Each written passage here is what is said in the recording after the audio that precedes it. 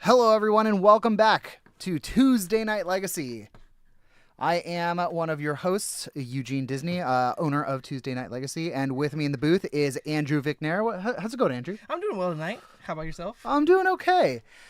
So as you see here, we are firing off our first round of Tuesday Night Legacy here at Spellhold Games.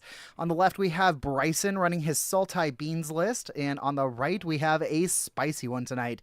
Dylan is running his Doomsday list, but we got to talking today, and he came up with this idea of shoving the World Gorger Dragon combo into Doomsday. Yeah. It is very spicy. We were talking about it, all the different lines you get, and he just really wanted to see the lines you can make with Doomsday, or just go off now with specific new cards. And hopefully, I don't want to explain it yet. I want to see it happen first, so then we can walk through it. Yeah, because I feel like he had a couple different ways. There was something about an Orcish Bowmaster being the kill condition. Yes. There's the Surveil land that can get you to 0 cards in library. Mm-hmm. And then you just win with the Thoracle there. Okay, so World Gorger Dragon in hand. Okay, yeah, but he's gonna be putting it gotta back. put it back.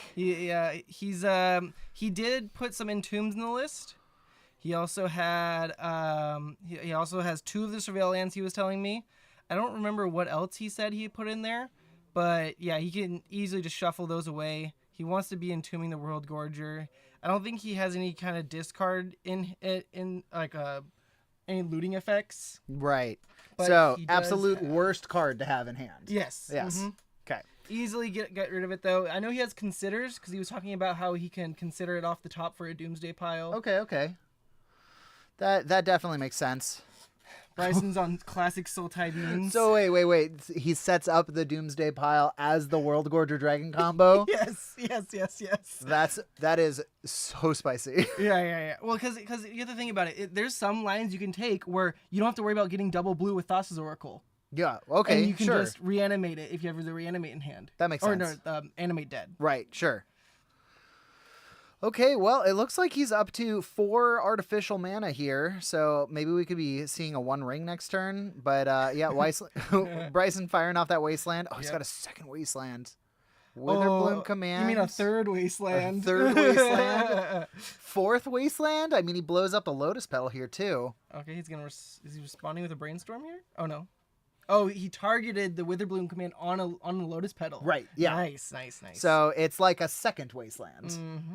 And then he gets to pull the Wasteland back. So Bryson's entire plan is blow up all of your mana. Uh-huh. You can't play Magic if you don't have mana. Yep. Oh, it looks like he found another fetch land, so that's good.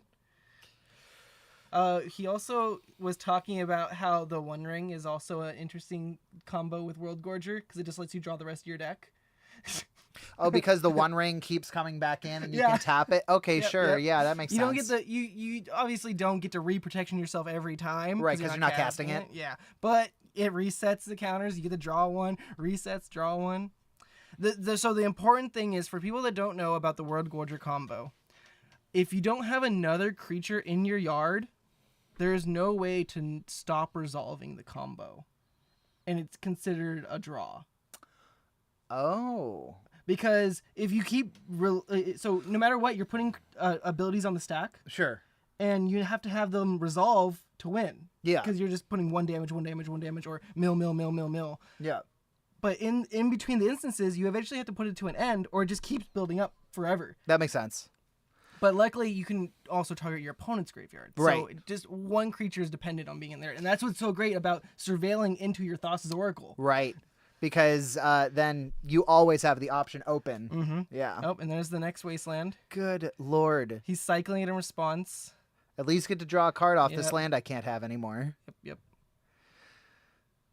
Bryson He's fetching. all in, triple Wasteland, seeing a Witherbloom command as a Wasteland, kind of. Yeah. Well, What happened to that Beans? Isn't that a Beans? Right? Oh, he milled it He off milled of it, yeah. the Witherbloom command. I was going to say, why would he get Mill rid of a 3, Beans? get back his Wasteland. Targeted the Lotus Petal with it. Milled. Looks like beans. Double Beans, and land, probably. Or it might be a Murktide. Oh, it could be Murktide. We got another Surveil land. Okay, he's binning the Consider. Drawing. Oh, he's got a Cavern. It's going to be naming dragon. No.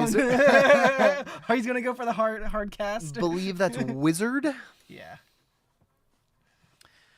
So double Teferi Entomb. Is that the hand? I think so. That looks like a masterpiece Entomb if I've ever seen one. I believe so.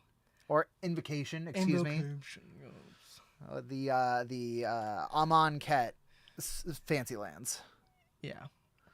So yeah, he's really banking on getting another land here. All right, here we go. Big boy Murktide. He could just go Entomb the World Gorger here. Just if he top decks a Reanimate, he wins.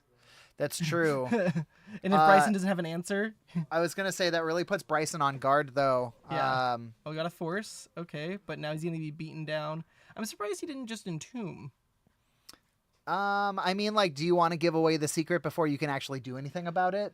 Like, I mean, you got pressure from a Murktide now. He's yeah, at 11. I mean, there's 2 turns. But he's got the Teferi that he's going to drop. Here we go. Oh no, he doesn't have white. Oh no! Oh, that is devastating. Like, he has a Force, but the Force isn't going to do anything if a Murktide's already in play. And Bryson has a Force. Bryson has Force days back up. So if he casts the Force right, I think it's good games. Yeah, this is. What do we got? Oh, the One Ring. That's no good. Mana. That's no gonna good. be it. Gonna think about it for a second. Maybe I didn't lose yet. Maybe he won't attack me. Maybe he won't attack me. Brazen Bartware. Main phase Brainstorm. Now, what would be the point of that? Bryson just wants to dig for stuff. I guess he wants to be able to crack his fetch on his turn, play his lands. He's just looking for backup to protect his Murktide, I guess. Right? I guess that makes sense. You know, like if you can have 2 Force of Wills in a daze instead of 1 Force of Will in a daze. He's basically saying, Dylan, you have to, like, if you're gonna do something, you're gonna do it before this Brainstorm resolves. Because if you don't have anything. That's true. Yeah. Yeah, that makes sense. I don't have either of their lists. Do you know Dylan's new list here? Yes, his sideboard is pretty heavy in. He has 4 Liliana of the Voids in the sideboard. Did he send it in the Discord or anything like that? No, he just showed me earlier. Oh, okay. He has 4 Liliana of the Voids. He has 2 Orcish Bowmasters, 3 Shieldreds, the Apocalypse. He has 2 Swords to Plowshares, and can't remember what else. I think it was more of like counter combo hate.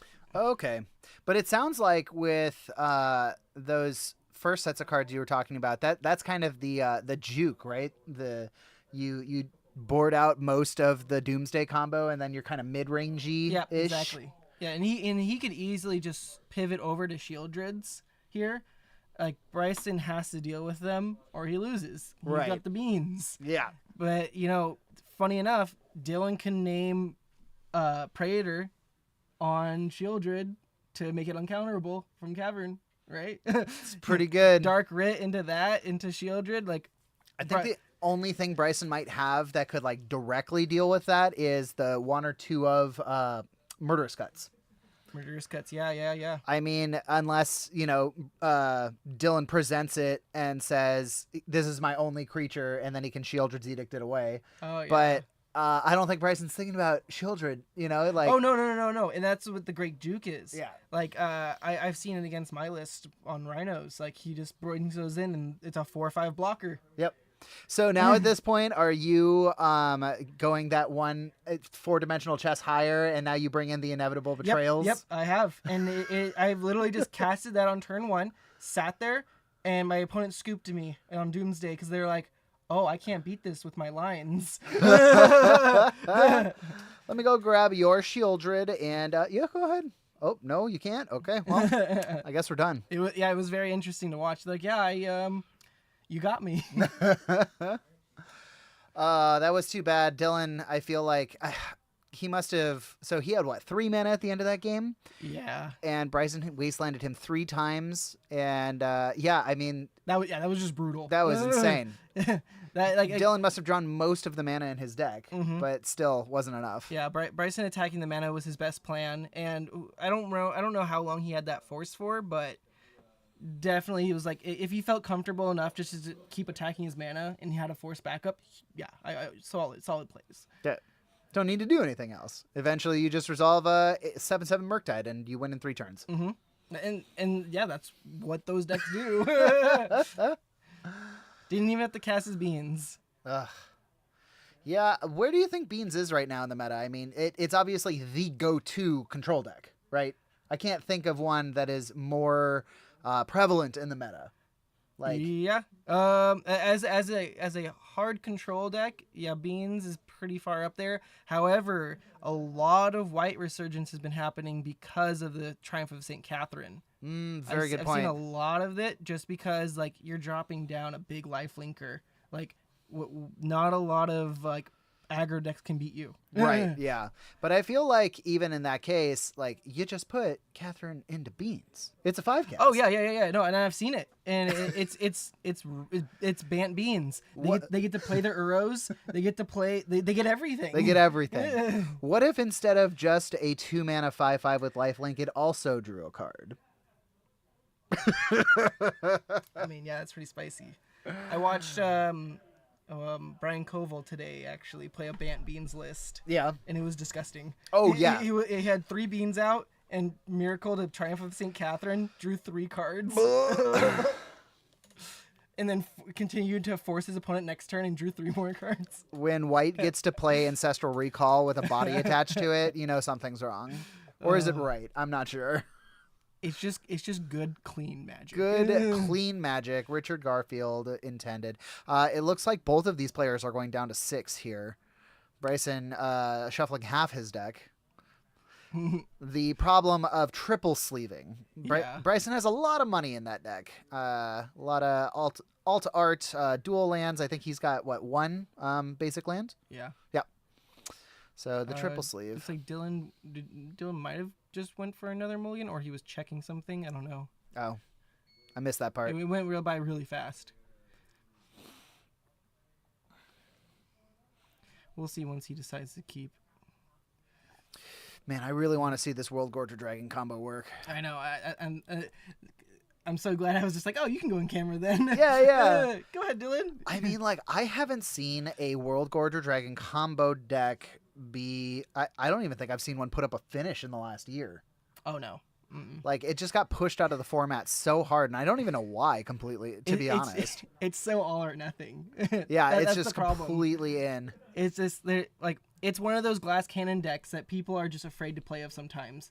And, like, the 3 big decks that I can think of that are like that is World Gorger, Tin Fins, and Belcher. Those are the big 3, like, glass cannon decks. Sure. Yeah, absolutely. Yeah, we don't have a Belcher player anymore now that Kelvin isn't at the store too often. Mm-hmm. Looks like we're sending back a Brainstorm, keeping a Brainstorm, leading on Tundra. I like that. Brainstorm at the end of turn. Okay. See everything in Bryson's hand there. Obviously, he drew that dress down. Yep. And that's great for the Thoracle. Oh, and yeah. for World Gorger. Weirdly enough, he if he does it in response, it obviously doesn't exile his board, but it also doesn't loop the combo, but then he just has a dragon in play. I don't even... What are the stats of World Gorger Dragon? Is it a 5/5 or a 7? I think it's a 7/7. Oh, wait, we have the internet. Yeah, I think it's a 7/7. It's 7/7 or 8/8.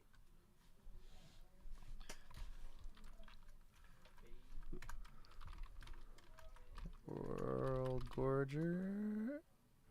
Oh. There it is. 7/7. Oh, 7/7. Okay. Oh, it got reprinted again Mm-hmm. in Dominaria.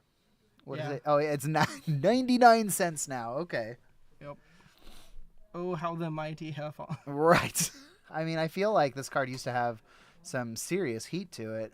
Okay, let's see. We got I think that's a Force of Will, Underground Sea, Dark Ritual, possibly an Entomb. I can't really tell. We got Beans coming out. Yeah, the Judgment one. Yep. Okay, I want to see at its heyday. Wow, for a hot second. That's when it was unbanned. Oh, I forgot that it got banned in Legacy. No. Where would it have been unbanned from? Vintage? No, it wasn't banned in Commander. I remember there was something around that time that caused it to spike, Okay. and I can't remember why. Okay, we're seeing a 3-mana. Okay, all right. So the Dark Ritual is cast. We had a daze. We paid for it, and then we put it in uncounterably. We have Shieldred now. Very nice. Hey, we called it. Yeah. Uncountable Shieldred. Absolutely. And he has a Beans in play, so like if he he's going to be drawing cards. Double dress down. Which actually, if I'm Bryson, I probably play this dress down at end of turn. Oh my god, he's got 2 brainstorms too. Ooh. Yeah, it does stop him from taking a point and lets him actually dig for things. Yeah. Which he could just be able to do that and dig for the brainstorm. So, dress down comes into play. Does it say draw a card first and then creatures? It doesn't matter. It's a state-based effect. Oh, okay. All right. State-based effect will just say no creatures have it, and then the trigger gets put on the stack, and then he draws. So now, as we see, he's digging for the brainstorm, getting his value out of it while he can. If we draw a fetch here, I'm guessing it's... Ooh, is that a Shieldred's Edict? I don't know what that second card is. That one right there. I think that's Edict. Yeah, that's definitely Edict. That's Edict. Yep, you can see the little like crown piece. Yep. Perfect. So he sends these 2 away. Does he have the land? Yep, there it Definitely has the land, but he's only got a daze. I don't think he has a Force of Will. Does Dylan have a backup blue card? No. He does. He doesn't. He has Bowmaster. Why don't you flash in Ring. Bowmaster? Oh yeah, what? Oh, it has no effect. It wouldn't even get an ETB because of dress down. Well, it'd still be a creature, Yeah. right? Yeah, it's still a creature, but he doesn't get the ETB. Oh, actually, he waited for it to go away at the end during the unstep. See, I don't know if I agree with that play, just because a Shieldred is so much more important than a Bowmaster. So Yeah, I would agree with you there. Like doing it in response, getting your Bowmaster out, and just sacking the Bowmaster. yeah. Well, I mean. But I mean, Oh maybe yeah, and like now there's a Witherbloom command, where you can just eat the. maybe Bowmaster. Dylan's whole plan is like, okay, you deal with Shieldred, now you have to deal with Bowmaster. Yeah. Which I do. Which, in that sense, yeah, it's a lot better because it's a lot harder for Bryson to deal with the Shieldred than the Bowmasters, as we just saw. Yeah. He has so many more like opportunities to hit off of it. He has double days in Brainstorm, I think.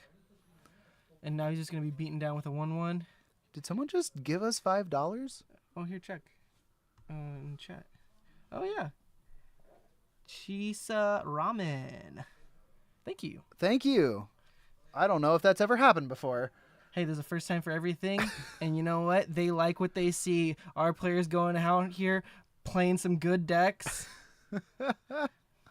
You bet. Well, thank you, Chisai Ramen. We appreciate it here. Okay, yep. So this is, I don't know, this is interesting to me because of the prominence of the Sultai lands in Legacy right now. I feel like these Beans decks now have 2 options on their fetches. I think we're getting to a point here where fetch lands feel like spells. Oh yeah, no, they're huge now. You can like right here. He gets to put a creature, an instant or sorcery on top of his deck, or he could have surveilled, or and he's going for the Shieldred's Edict just in case. Oh yeah, because he's gonna clear the token right there with his Bowmaster. And now he knows if Dylan's got any more shenanigans. I mean, you could even do this in response to the World Gorger Dragon, right? Like, oh, and look, he's gonna reply with his own. Oh, sure. I wonder if there is a moment where trigger goes on the stack of everything is exiled, and before everything comes back in, and World Gorger Dragon is your only permanent in play. If you can Shieldred's Edict. Yeah, you can. There's definitely that instance. It would be what would happen is you would do it in response to the World Gorger. You could so World Gorger on the stack, and then you get your trigger from what's it called? From the Animate Dead? From the Animate Dead. Yeah. Yeah, that's the only thing. Like, if you make them sacrifice the World Gorger Dragon, is the Animate Dead coming in and the World Gorger Dragon it was already dead? Mm. So you're helping it be double dead? Well, yeah. You just want it to be double dead because then they don't have you're stopping the loop, and that's Okay. all that matters. All right. Because once it exiles everything else, then it dies to the That's what I'm saying. That's what I'm yeah, saying. you're If it's right, you're already right. going to the yard, Mm-hmm. and then you're just putting another effect on the stack that was going to send it to the yard anyways, I don't think that disrupts the combo. Yeah, let me check something real quick. Sure. Andrew's going deep on the World Gorger Dragon combo that we haven't seen in at least 2 years. 15 years, World Gorger Dragon combo. There are a lot of game actions being taken here. Since we stopped talking about the game, I believe Dylan had cast an Orcish Bowmaster, killing Bryson's Orcish Bowmaster. Bryson played a Dress Down and then resolved a Brainstorm on his turn. Finding any way to draw cards while all of these card draw punishing effects are just sitting in play. Gotta feel bad on the Dylan side of things. You know, you got all the things to punish the Beans decks, and then the Beans deck still can draw their cards anyways, completely unaffected. Oh, okay, interesting. So What did you learn? So a different loop you can do if you don't have something to target the World Gorger, you can target the Animate Dead before the ability resolves. So if Animate Dead isn't on the battlefield as the trigger resolves, none of the effects happen. The creature won't be returned to the battlefield. Okay. So you cast it, it enters, and then the creature's put on it. But that's part of the trigger. That makes sense. But then, yeah, Animate Dead specifically says if it's not in play, then the creature goes away. Yep. So if you blow up the Animate Dead before it's attached, then you break the combo. Mm-hmm. Okay. Okay.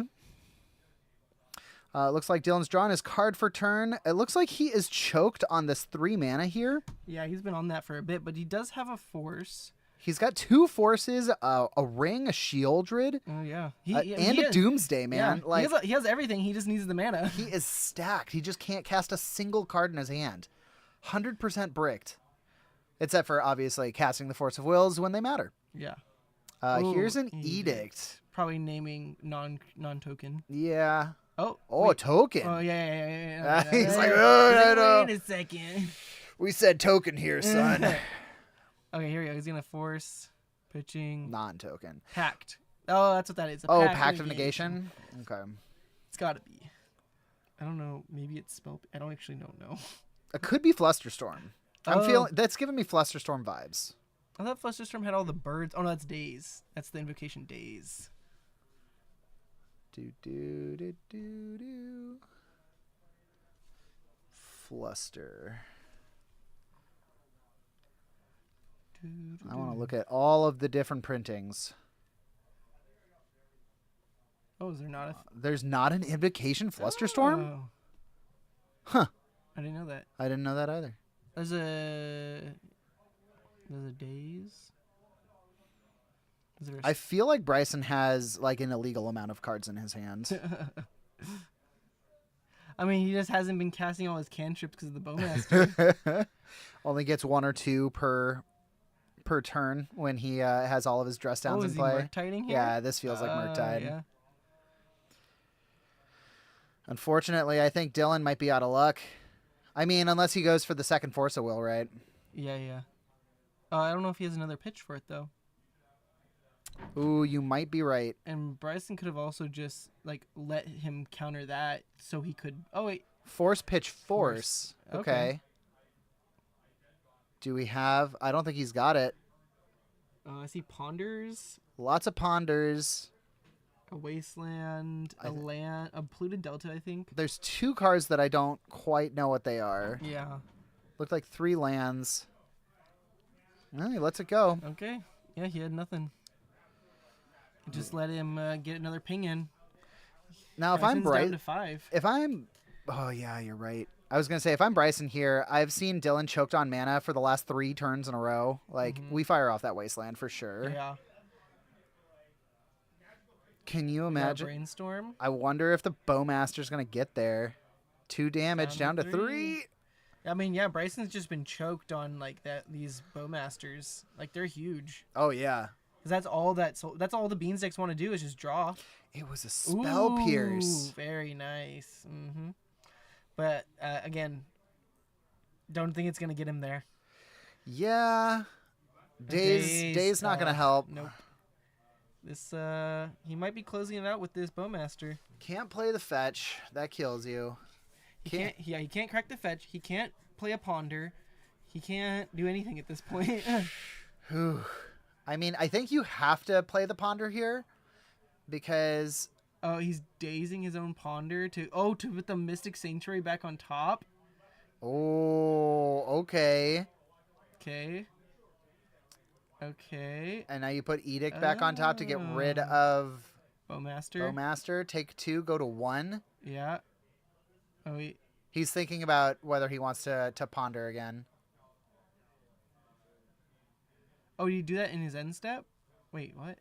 I think Bryson had the second ponder to fire off, but then didn't. I don't know why he was tapping 2 mana. Yeah. Okay, goes down to 1. Oh, Dark Writ into Shieldred. Oh, shit. Yeah, that's game. Come on, let's see it. Yeah. No, he's got the daze. Oh, he used the daze. Oh, he has the second daze. Okay.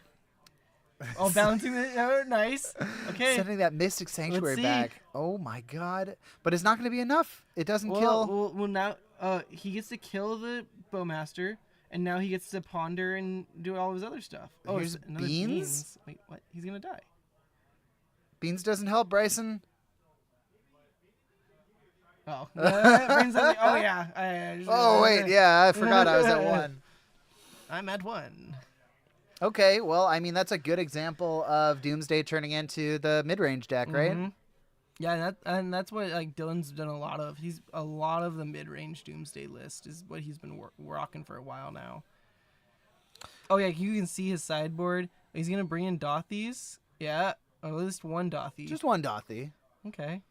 I wonder. That's interesting. I'm curious. Okay. It's like it's great against the Murktides. The one of Spice Dothie. He's taking out the Dazes. Oh, the solid. Dazes. That's solid for going to game 3 now. Now, I don't know much about being a blue player, but I do know you take out Daze on the draw. Yeah.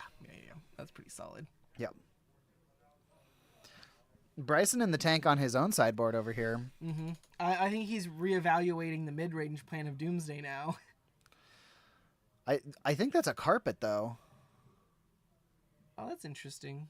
I'm not 100% certain, though. I know he runs 2 carpets. Bryson has sent me this list so many times. Let me see if I have somewhere.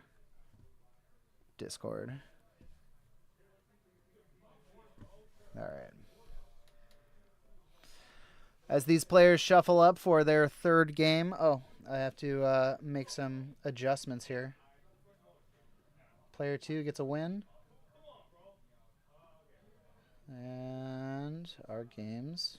We are on to game 3 of round 1. Isn't that nice? I like when we get, back and forths. Yeah. Getting the game 3 is fun.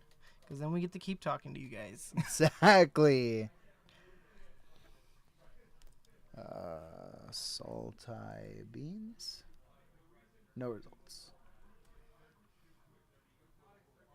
I think this is it. Salty tempo? 725-23. No, that's not going to be right. Oh, no. Maybe it's just beans. Yeah. Search for bean. Against beans. There we go. Oh, Bant beans? No. Oh, maybe not. I don't know. That's weird. Lots of talks about Stryfo, though. A lot of talk about Stryfo. He loves his Stryfo files. Okay, here it is. Sultan of Beans. This is what he called it. Sultan of Beans. Okay. Oh, yeah, because I remember when he was running the Leovold. I guess he's off of Leovold at this point. Yeah. I'm pretty sure he cut it. But this is pretty close to what he's got. So I'm sure. I know he doesn't have Powder Keg in the board. I was supposed to give that to him, and I didn't. Because I'm a jerk. He could play Surgical. I feel like Surgical's not bad to bring in against the Doomsday list. Not terrible. I mean, when it's like Turbo Doomsday, it doesn't feel great. Yeah. Okay, we're seeing a Street Wraith right off the bat. Yeah, so he brought in the dress. Oh, I know at one point he was running a dress down in the main, too. Dress down in the main for Doomsday? No, for Bryson. Oh, yeah. I know. No, I think he's yeah. up to 2. Yeah. Main board now. That's what I was looking at this because there's only 1 in the side, but I'm pretty sure he was talking about 2 in the main like last week. Yeah. Because he's like, I just love this card. It's so good against so many things. Like, it stops goblins. It stops, like, initiative. It stops everything. I had to sell him on Doomsday to, or not Doomsday, but Dress Down to stop goblins. Ooh, goblin. Orcish Bowmaster in response to beans. Ooh. I really like that. It's even better than getting to resolve a Bowmaster against a Ponder or something. Like, because they don't even get the selection. Daze? Oh, the days. Is he gonna force? Is it worth it? No, looks like no. Okay. Oh, I don't think he has a second blue. See, that's what's interesting. He could have turned 1 cavern naming Bowman Orcs, but it would have been the dead giveaway. Yeah. Like, don't worry about it. It's not there. Dark Writ. He's gonna go for the ring. Yeah. He's had this ring dead in his hand every game, so I think it makes sense that he's like, get this thing in play. Let's go. And he's gonna draw whenever he wants to draw. It's great. A lot of fun. That's a very shiny the One Ring too. Double beans. I think that's the one you got from the special box. Oh yeah. I have 2 of those myself. Okay, Sultai or the Surveil land. It's all coming together. Put World Gorger Dragon Let's just see it rip off into the into the yard. He's got 2 lands though. He's got Cavern. He's got there's the Thoracle. We can always put that back with that Brainstorm. Yeah. Yeah, just Brainstorm now. Okay, there's a Doomsday. The Pact. I'm pretty sure it's a Pact. Pact of Negation. Man, Dylan's hand is so clunky. Yeah. I don't know what I would do here. I mean, he can Doomsday next turn. He can He Doomsday. has a Thoracle in hand. He's got a Dark Writ. He can Dark Writ Doomsday. He's going to be drawing 3 cards off the ring next turn. He's drawing 4 cards in total on his next turn. Yeah, so if you Doomsday and then draw the card, I guess you can go for a win next turn. Yeah. Yeah. So he lands the Thoracle, puts the ability on the stack. He has a Cavern, so it's going to resolve. Right. And then you just tap 1 ring and deck yourself and win. Yep. All right. Let's see it. I want to see if he goes for that line. Oh, wait. He's got the 3 black for sure. Where's the Cavern? He doesn't have the Cavern yet. No, he had it. Did he? Did he shuffle it away? I don't remember seeing the Cavern in his hand. Maybe I thought it was something else. I thought I saw it. All right. You can Dark Writ. Dark Writ Doomsday. That should resolve. Yep, there's the Doomsday. Now this is when Bryson has to decide. Like, are we fighting over this? Yeah. Because he's definitely got the Force of Will here. Okay, pitching Murktide? Almost always. Yep. Double beans. Yep, double beans. He's forcing pitching to Fairy. Makes sense. It was a dead card in his hand. And then he does draw. Let's draw some card for beans. Thoughtseize another Murktide? I can't tell what that is. Because if this Doomsday resolves... I think this might be game. Yeah. Because, let's see. Because he can choose to... He resolves the Doomsday now. He can draw before the Thassa's and then try to get another blue. Because he didn't fight over that counterspell. So right. He's going to try to fight over the... he didn't try to... Yeah, he didn't try to fight over the Doomsday again. So Dylan might think he's in the clear. Yeah. I mean... It might be the Spell Pierce, but at that point, I don't think that's going to save Bryson here because what the pile is 5. So, but he does have 3 mana open, so I don't think Dylan can go for a soft Thassa's Oracle win. Because if he does that, it definitely leaves open the possibility of like, oh, Sheoldred's Edict, here we go. Yeah. Okay, he's going force. Oh, nice. Lotus Petal. And those are street wraiths. Oh, Street Wraith. Nice. Okay. So he's going to activate to get double force. Yep. And that's so double force and a street wraith, which gets him street wraith into Lotus Petal, play Lotus Petal. He's like, yeah, let me see the rest of your deck. He's going to see the World Gorge and be like, what the heck are you doing? So Street Wraith. If he left it in. Street Wraith. Something tells Street me. Wraith gets him down to 0. Yep. Oh, okay. Oh, just to be like, hey, I don't have anything else. Oh no, you're gonna get me. You're gonna get me. You're gonna kill it.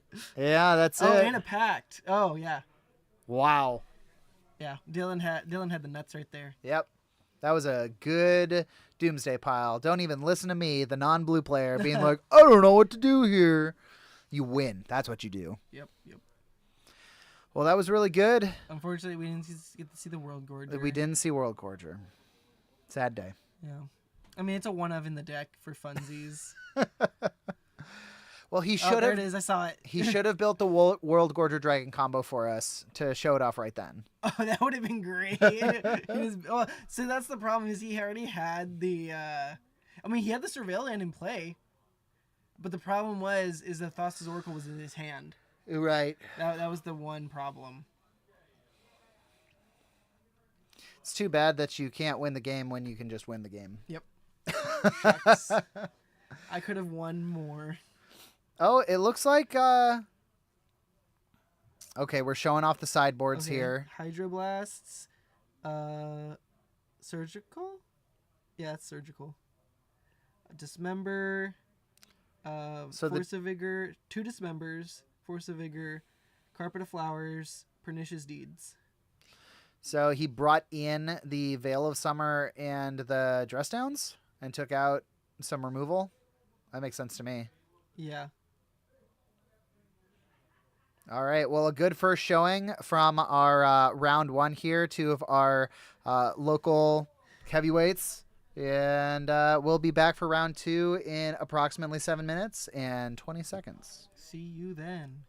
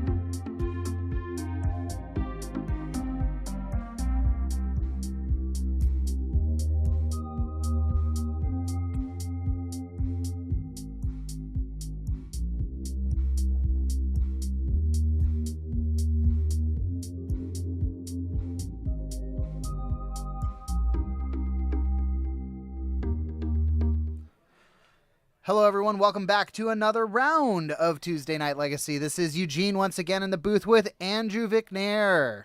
We are here for a great matchup. We got 5-color beans versus Moon Stompy. So we did just see beans, but this has got 2 extra colors. In my opinion, the 5-color is a little bit weaker. You think? I do think.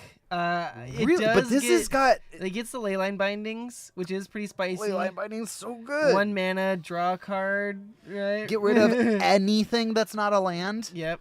Anything. But I just don't think it's as good as like Sultai or Bant Beans, in my opinion. I mean, so I could see if, Sultai beans, a lot more focused. Whereas 5-color beans, all over the place. I feel like red is only there for, I don't even know, maybe, what's the big, fourth Aerolingus. Oh yeah, no, that's what they're playing. Yeah. They had the 4th Aerolingus. Gotta be. But like I still don't think it's good enough compared to like all the other, like the consistency in all the other decks. Yeah, totally true. And then on the right here we have mid-range grinder Jonathan on his Moon Stompy list. So trying about a bunch of different iterations of this deck. I feel like Moon Stompy is in a very good place right now. Oh yeah, it waxes and wanes so much, and that's what I love about it. Like, like I always like Moon Stompy because it will always come and go, but it's always consistent on what it's doing. Sure. I'm playing Chalices, I'm playing Blood Moon, I'm playing Trinisphere. I'm playing Rabble Masters because once Rabble Masters was such a huge add to the deck. It's been in like any iteration of Moon Stompy that I've seen. You know what's crazy? We came up with this idea, Legacy Flashback. We haven't talked about it on the channel yet, but we might be doing something going forward where we get to play old decks that have been banned out of the format for one reason or another. Somebody sent a list of a Moon Stompy deck from 2010. No, that wasn't me. 80% of the cards. Yeah.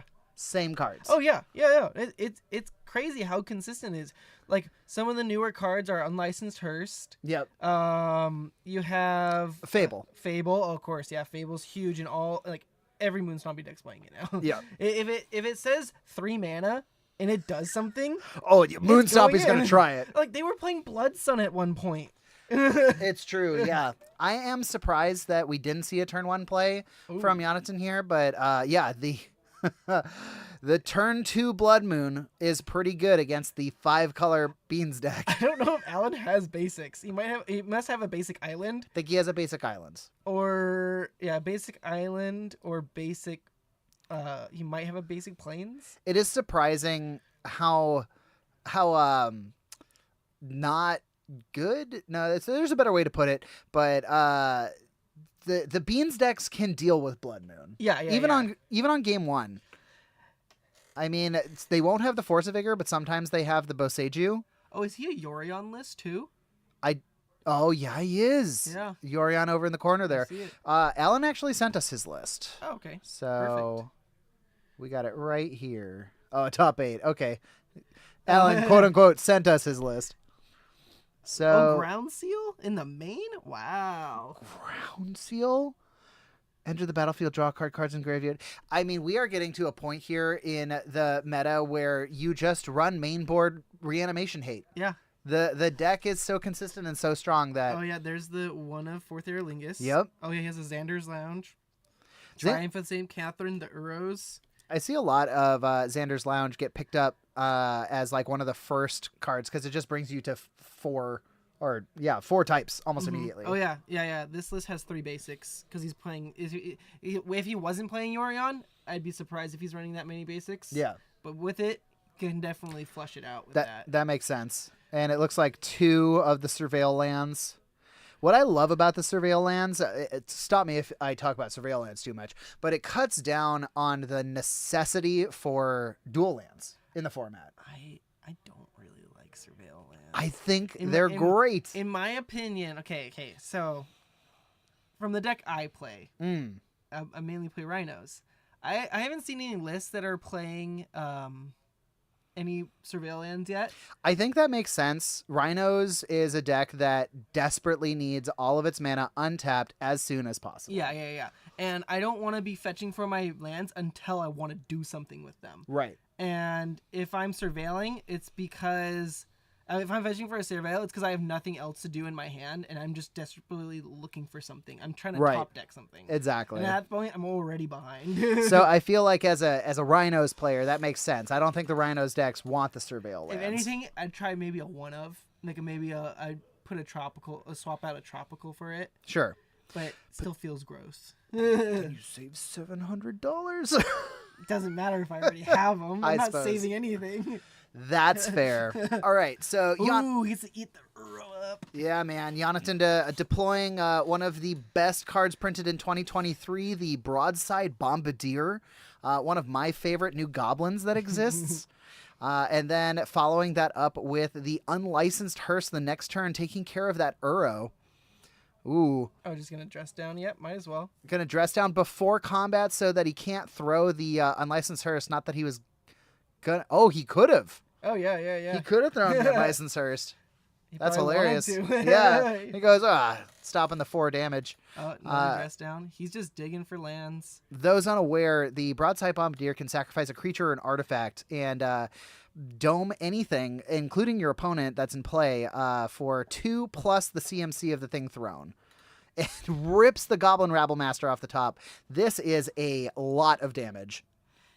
Yeah, one thing I just noticed, his list might be a little altered, because I was just thinking this from the Scalding Tarn. Sure. It's not in the list. Oh. And that is actually a big thing, because you don't need to be fetching for red with it. You play all the other ones because you can fetch for multiple things off of it. That's true. So, the 4 Polluted Delta, 4 Misty Rainforest. Mm-hmm. Yeah, sure. How much damage is this? 2. And then he crewed the Unlicensed Hearse, hit for another 2, and then 3, so that's 5, and then through, so that's 9. Alan just took 9 off of that attack, leaving up the other Unlicensed Hearse, and just getting to use the Goblin Rabblemaster as soon as it came into play for the crew mechanic. Huge. Oh, man. The main deck, like, Hearsts, hurt the meta so much, too. It's like...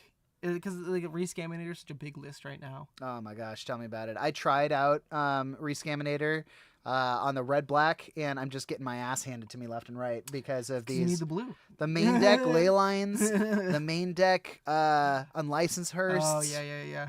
It's insane. Oh, we got a Fable. Fable, good card. I don't think it's gonna save him here. Mm-hmm. Oh yeah, that's another red card in his list. See, and that's why I don't like the 5 color. I like this deck doesn't need Fable. I don't think so. I kind of agree with you there. Fable is a very, very good card for the mid. Oh my god, yeah, that's game. That's it. I mean, how much damage is this? You crew that? Oh my god. You need to throw. You throw one of the goblins. You throw the Rabblemaster that didn't attack. Oh yeah, you throw the Rabblemaster that didn't attack. You do 5. And then you deal more than 9, so 3 more than tokens 10 plus the Bombardier. That's 5, and then that it's 7 from the Rabblemaster that attacking, plus an extra 4. So and then a pitch. Well, the pitch was to clear out the blocker. Oh, okay, yeah. So that's 7, 5, 4, so 16 damage. Yeah. Pretty gnarly. Yeah, I mean it's that explosive. Bombardier was a huge ad. Just red in general. Completely changes the combat math of anything that red does. And that was the biggest thing about Bombardiers. It wasn't a goblin specific card. You didn't have to worry about pitching your goblins. That's true. It's not a siege game commander where it says sacrifice a goblin. Right. It's you sacrifice a creature or artifact. Yes. And that's what and it had haste. Ooh. And it's got menace. And why does it have menace? You didn't have to pay mana to activate it. It's just boast. Just do it. Just boast. Yeah. Yeah. Once you've attacked. And that's what's interesting. A lot of other boast cards, a lot of them had a mana ability. Like you had to pay mana to activate boast. Sure. Yeah. Or I mean maybe I'm remembering it wrong, but I feel like a lot of boast abilities had activate this only as a sorcery. but maybe not. Yeah, I don't know about that. It could be. I might be wrong. Maybe just a lot of people did it in second main phase because we didn't realize that you could do it at instant speed. Yeah. But yeah, Bombardier has definitely. I've heard people call for some bans. I think that's ridiculous. Yeah, Bombardiers. No. You like. It's really hard. Okay, when was the last time you heard of a red car getting banned because Moon Stompy was too good? Or Goblins was too good? Oh, man. Like, okay, if anything... You are a D tier deck and you're going to stay there. You're not allowed to be up here with the Delver players. Who do you think you are? But you have two longtime Goblin players in the booth tonight, so we're very excited to see these new Goblins. Definitely. I haven't played any of the new Goblins for a bit, but I still love the list. I love seeing it do well. Here, we're on MTG Top 8. Goblins up to 7% in the meta. Before Bombardier was printed, it was 3%. Oh, yeah, I believe that. No, it was probably 0.3%. No, sorry. That was before Muxus. That was before Muxus. Before Muxus, the deck was tough. Yeah. I mean, when your top end was Siege Gang Commander, it was tough. Like the whole iterations between it was like, oh, we got Muxus. Like, this is a cool new card to cheat in off of Lackey. And then it was like, oh, we got Mind Goblin. Oh, and then Bombardier. Then it's like, oh. And it's so funny because Battlecry Goblin was in between that, but absolutely no one gave it a chance. Oh, yeah. And then I remember one day I was like, I'm going to try this out. And then I remember showing it to you, and you were like, huh, that's pretty good. I'm going to try that next week. And you were like, oh my God, the card's so good. This card is insane. War Chief is nothing now. Yeah, and that change between War Chief and the Battlecry Goblin was like, I remember seeing it and be like, oh wow, yeah, that's a lot different. Yeah, man. So what's today here? It's the 19th. Okay, so this was the last chance. So yeah, this is just another Turbo Muxus list. Mm-hmm. But of course, yeah, 4 Battlecry, 4 Broadside, 4 Matron. Yeah, Legion War Boss. They're just that's very interesting. Yeah, I see that card come and go in the list. Yeah, absolutely, because it's like, how many of those Rabble Master effects do you want? Mm-hmm. Yeah. What happened to Winota? Is that just not good anymore? Was it ever good in Legacy? I mean, like, you could have Rabble Master and like attack and have a Winota in play like turn 2, and then you get a bunch of triggers. No, you have to be playing humans though. Oh, that's true. So that's bad. Yeah. Okay. All right. Yeah, I just don't. I don't ever really. I don't think I ever went against a Winota deck in Legacy. No. Was that more of just a modern thing? Oh, was it a modern thing? Yeah. It was definitely a modern thing. It was modern and Pioneer, I think, was like its big things. It was in. All right, I just saw Jonathan throw back 2 soul lands there. He must have not had red mana. Yeah, that's what I saw. That's the only thing I can think. I saw City and Ancient Tomb. I think there was a Blood Moon, but if there was no red mana, there's no point in keeping it. Yeah. As we saw, like, if he resolves a Blood Moon, he's gonna do it's gonna be pretty good. I mean, that's Trinisphere. Ooh, double soul land again, but no. Ooh, yeah. I mean, that was double Trinisphere. There's an argument that like you could try and throw a Trinisphere in play and see what happens, but Alan's. If he gets the Alan's got the long game. Yeah. And so if you just sit there behind a Trinisphere for 3 turns and not do anything, yeah, you want to land a creature and land the Trinisphere or whatever order. You want something to go with the Trinisphere. I don't remember exactly who said it, but a pretty respectable prison player said if you have a piece of prison lock but you don't have a threat followed up, it's a maul. Yeah. That makes sense. You don't do. We see a Magus. There's mana, and there's I see a mountain. 2 mana. Ancient Tomb, a Bombardier. I think there was a Magus. He's got those dungeon module Den of the Bugbears he was telling me about. Oh, okay, that's what it was. I was like, huh, what is that? What is that card? I mean, I love D&D, and I love the dungeon modules are pretty neat. It's a fun mechanic. I love that it's on lands. I think it looks the best on lands. Got another Blood Moon. So he has Magus and Blood Moon. So if I'm Alan, I'm probably like, we should probably wait for a Force of Will on a Blood Moon, right? Like, he needs his mana. Yeah, he can definitely slow roll fetching here, so then he can fetch when he needs to. Yeah. Yeah, see? He's just going to chill. I did run into a fun situation where I landed a Blood Moon, and my opponent Fable. floated white mana, let the Blood Moon resolve, and then couldn't cast their Leyline Binding Oh, because they only had mountains in play. yeah. It's like, okay, that's fine. You got it. Yep. Okay, so he's not going for the Blood Moon. I think he's Getting some value into play. Yeah. So because if he's countering this Fable, it means like he's opening up ways for the Blood Moon, and the Blood Moon's going to be so much stronger late game. It means he can't bring back Uro because he only has 3 basics. Right. He can't be Hydroblast. That is an efficient removal spell for that card. Very nice. I like that play as well from Janssen, just because if that does resolve, Fable on turn 2 is huge, right? I mean, like, the earlier you play Fable, it's basically a spell effect every turn that it's in play. Mm-hmm. And yeah, you were right. It was good bait for a counter spell. And slamming a Blood Moon into 2 fetch lands feels really bad. Yeah, because he's just immediately fixing his mana. Yeah. He's probably grabbing his planes here, I'm guessing. Or if he's going to get a little greedy, if he has like some kind of other backup. Is he going to go for his Surveil land? No. That was the planes. Yeah. Might as well play it safe when you can. It's a nice planes. These appear to be alpha and or beta lands, if I had to guess. Hey, we're legacy players. I know, you gotta go big. Gotta have the fancy stuff. It's like those videos. We're legacy players. We like pretty basics. We spend a lot of money on our basics.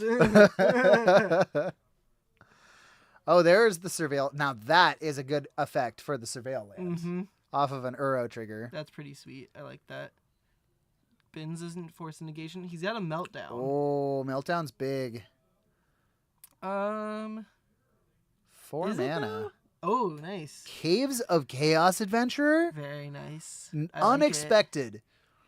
I mean, that's in the Moonstompy lists. Not, yeah, I mean, yeah. It's huge, and especially in these control matchups. You know what? He sent me something earlier today. I kind of didn't look at it completely here. Where is he? There he is.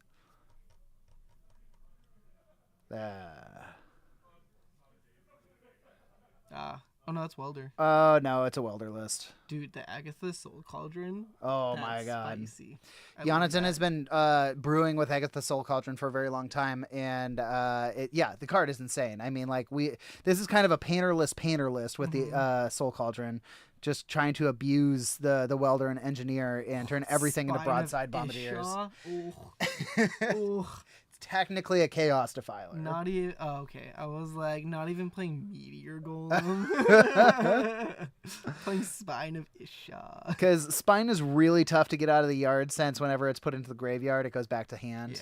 Yeah. Secret entrance. Oh my god. Oh, he's letting us know where he's going. I appreciate it. That's great. Going into the Forge gets 2/2, 2/1/1 counters. I think Caves of Chaos Adventurer kills in 2 attack steps. Because it's 14 plus 5 is 19, and if they fetched at all, they're dead. Yeah, and he's fetched twice. Oh, but he somehow did he's at 21. He Uro'd. Oh, that's right. Yeah. So here's 7. Exile. We're going to exile the top card. Alan does have a dress down, so if he wants to do something before combat. Oh, he has a Hydroblast. Oh, Hydroblast, very good. Yeah, he's going to get it out of there. Let's get that thing out of there. No, I don't want to take damage. No, he's just going to be Blood Moon. I mean, this is a good chance to try. Yeah. Oh, another Fable. Yeah, nice. Okay. I mean, yeah, he wants to put pressure on. Yeah, and I think it's important. He needs to because of that Uro. Very true. Yeah, because we could be casting Uro next turn, right? Yeah, he's got blue, and he fetches for another green source here. He has it. I guess I see the point of having Fable in play because he needs to have a creature to contest initiative with. Mm-hmm. Yeah, so that's the second green source, and we've Yep. got 2 blue sources. That smells like Uro. I can definitely see him just going for Uro. Oh, Force of Negation. Exile. Oh, Hardcast Force. Hardcast Force of Negation. Nice. Wow. Okay. That's a power move. Yeah. Still holding up the Force of Will then, right? Yeah. Now he just Uros. Yep, there it is. He's gonna get rid of some stuff. Trying to think of what Jonathan would have. Maybe Dead Gone? Dead Gone. Well, he has definitely has Pirate Blast, right? Red Elemental Blast, right? I mean, maybe. I don't run it in my list. Oh, really? Actually, it's not Stompy? true. Maybe 3 Yeah. or like two red. Even Goblins has always run at least 2. Yeah, but you see it less and less. There's the trap. Okay. So -5. Yeah, it's not looking too good. He's got the Bombardier, so he can definitely he can take the initiative with Uro, but he's gonna have this Bombardiers to take it back whenever he wants. Here's Blood Moon. Okay. Yep. Force. Yep. Tried to wait as long as possible. Didn't happen. Rabble Master. Rabble Master fine. attacks his boy into Uro, unfortunately. Yep. So what's the next one? It's going to be Archive, right? Draw a card. No, I think that's on the other side, isn't it? It's either Undercity. Archive or Treasure Token. It's one of the two. You're typing the Undercity. Will it pop up? I think what we can do, type in any creature that does Wait, it. Let's see. Oh no, it's gonna get Undercity Informer. Yeah. Yeah, just type in any. Like Caves of Chaos. Yeah. Oh. But you have to go back. Hold on. All right. But don't press enter. So we're going to bring this here, and then that's going to show us the token, Ah, there we and then go. we get this. Oh, yeah, it's Draw Archives. card. Okay. Oh, no! Oh, no! Oh. We looked away, and all of the bad things happened. Yeah, ley line binding. It's Oh yeah, he takes the initiative. He gets his The forest. secret entrance. He's gonna get his forest. I do love this expo marker Mm-hmm. use here. Oh, he gets his hers is forest, too too. late. Yeah, call it. that's it. Definitely. Man, that turned around instantly. Mm-hmm. And I feel like there wasn't a better way to play it. Like, he tried to play around the forest, but he had so many counter spells. Yeah. Like, he had 2 Hydroblasts and Force of Will. And Force of Negation. And he And- pitched oh, yeah. he pitched a force. Yeah. He just had it all. Yeah. That was tough. Damn you. Damn you, Uro. That's good. Let's pull up any old prison deck. Moon Stompy, or Dragon Stompy, it's called, right there. There we go. That's what it used to be. Was Dragon Stompy. All right, so they're running Den of the Bugbear too. Yeah. Rabble Master Magus, Shatter Skull, 4 Fable, 1 Trinisphere, 4 Unlicensed Hearse. What a world we live in, where you can run the play set in the main board. Oh man! Wow, that's wild. Oh my god. The Scarab The Swarm. Scarab Swarm in the side? That is. That is spicy. So for those that don't know, we don't know if Janssen's running this, but out of the Warhammer set, there was an artifact for 4 called the Canoptek Scarab Swarm, a flying 1/1 that had a special ability. When it enters the battlefield, exile target player's graveyard for each artifact or land exiled this way. Create a 1/1 insect artifact with flying. Very similar to Thopters. Mm-hmm. And so this just nukes a graveyard for 4, and yeah, you get an entire army. Because we're constantly fetching in this format, so there are gonna be lands in the yard. Oh yeah. We saw how many Alan had put in there. Oh yeah, I saw this go into Death and Taxes before that deck completely disappeared from the format. I mean, Bowmaster killed it. Bowmaster, man, Bowmaster, tough stuff. Like once you have something that gets around Thalia that doesn't get taxed. Yeah. It's rough. so Kills rough. mom. Like okay, so people say Renin 6 was really good because like it got you lands, it fixed your Lana, got your lands back, got wastelands. it killed Mom. It killed Mom. It killed Mom, and it could kill Thalia, and it kept killing things. It killed Goblin Lackey. Yeah, I didn't like that. Okay, I love Goblin Lackey, but man, did I love killing Goblin Lackey with a red and 6. I felt so good.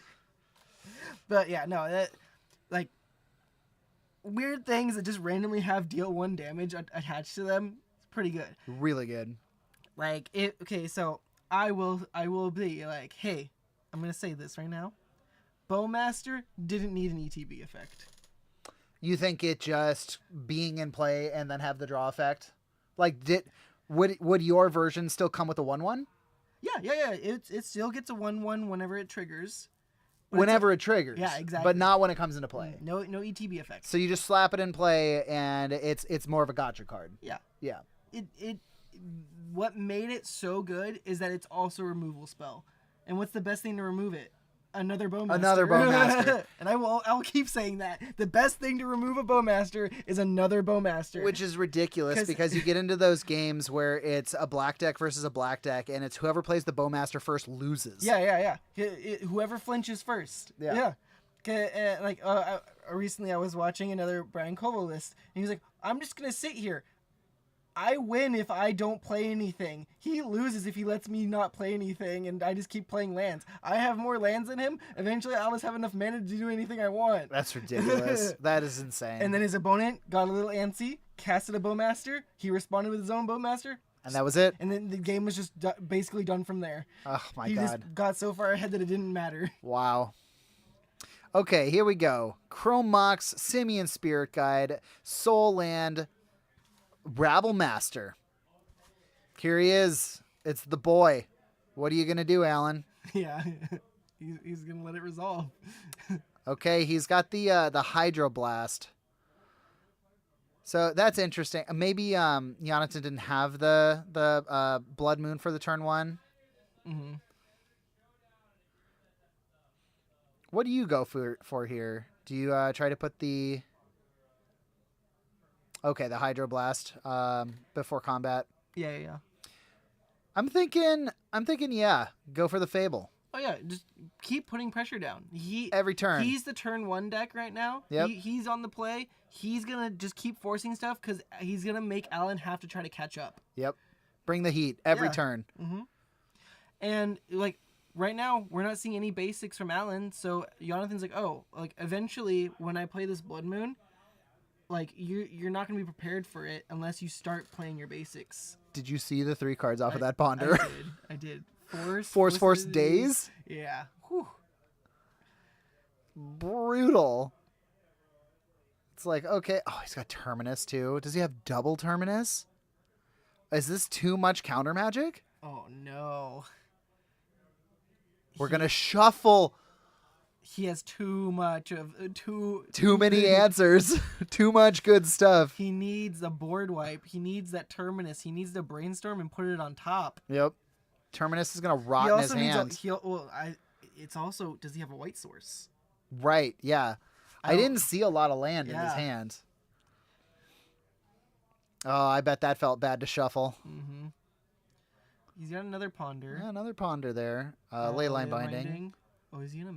Does he have land? No. Is he missing a? Oh, he's got a Wasteland. Oh, literally the worst land he could have here. Here it is. Here's my Wasteland. There's no way he's gonna use it too. Yeah. He needs all the mana he can get. He goes, cool. Okay. Pass. Am I gonna discard any cards? I think you just slam a second Fable here. I mean, he doesn't need the unlicensed hurts at this point, right? Yeah, that's true.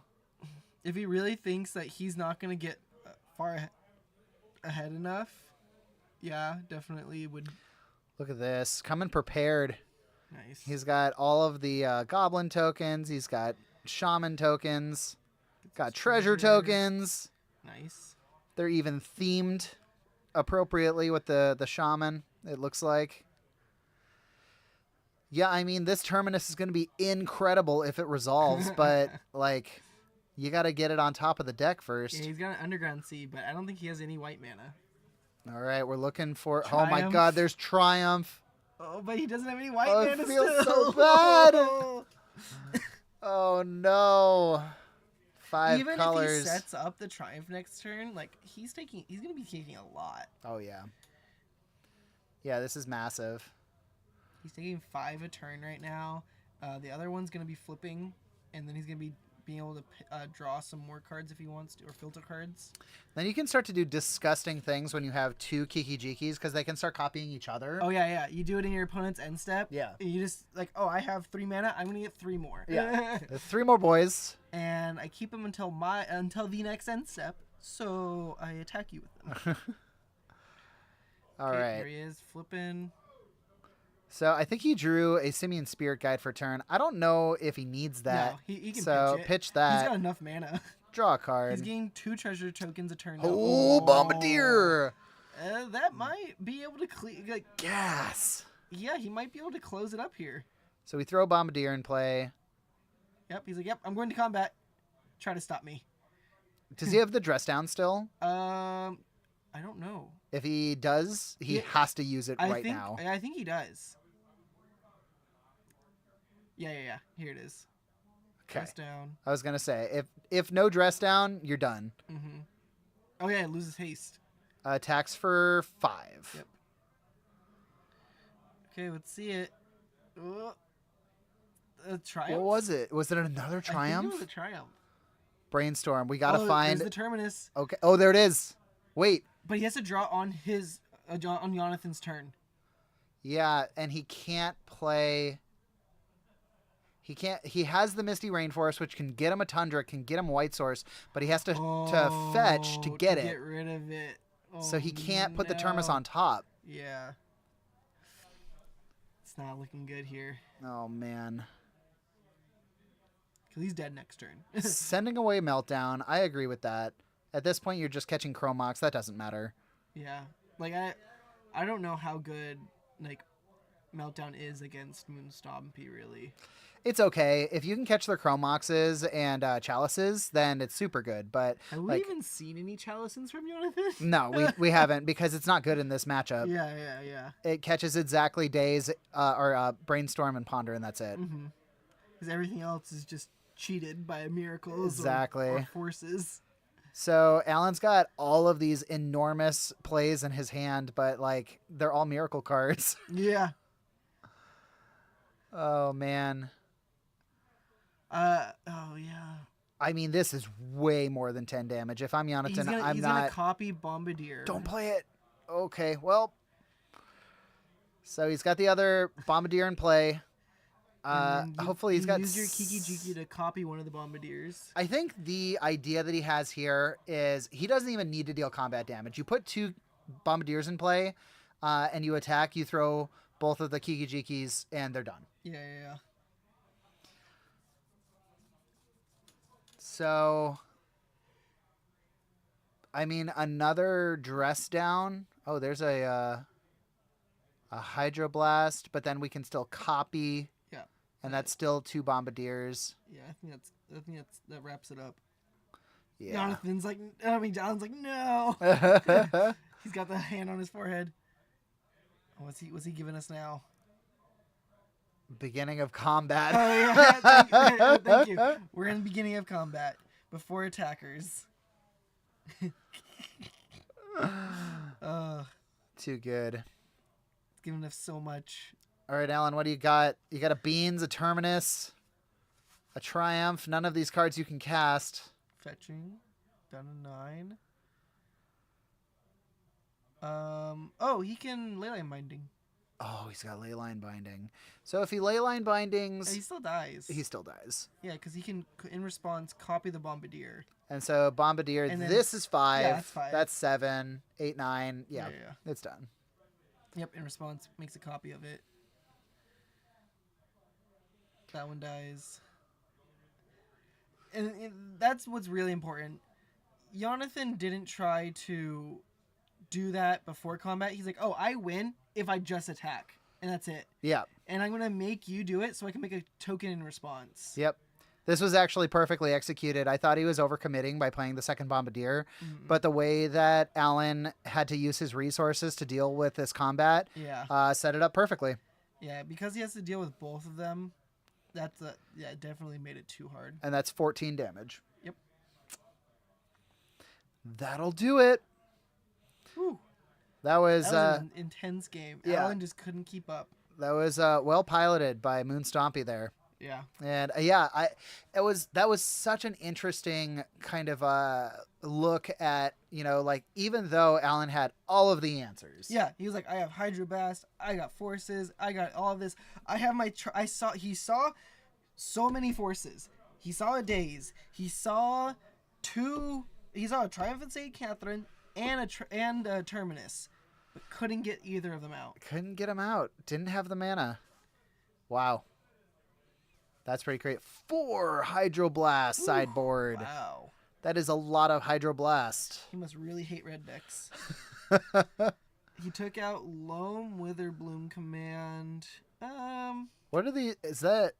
That cannot be doubling season. What is that goose-looking card? Oh, is that the, is that the one that makes the, what's it called? Oh, wait. Oh, yeah, we have the list. He told us that he sent us the list. Is this it? I don't even remember if this was the right... No. Yeah, it is. Oh, it is. Yeah. No, I think he changed it. I think he changed I it. think Unless it- it's Ground Seal. It might be Ground Oh, Seal. yeah, because that's what he took out. Yeah. So, he took out Bowmasters, Witherbloom Command, Life from the Loam. I feel like Witherbloom Command to Meltdown's kind of the same thing. Yeah. And it also has a drain effect. Yeah. And it also helps you get your mana back. Yeah. I mean, like we said, we didn't see a single Chalice from Giannis in that game, but Witherbloom does catch Chalice, Chrome Mox, and the Unlicensed Hearst. But you could crew in response, so then that's not as good. Oh, yeah, that's true. Well, that was pretty good. Well, that was 3 rounds, right? Yeah. Or 3 games. Mm-hmm. I didn't update it even once during that game. Oh, well. Good showings from both players. We will see you in round 3 in just a little bit here. Catch you on the flippity flip.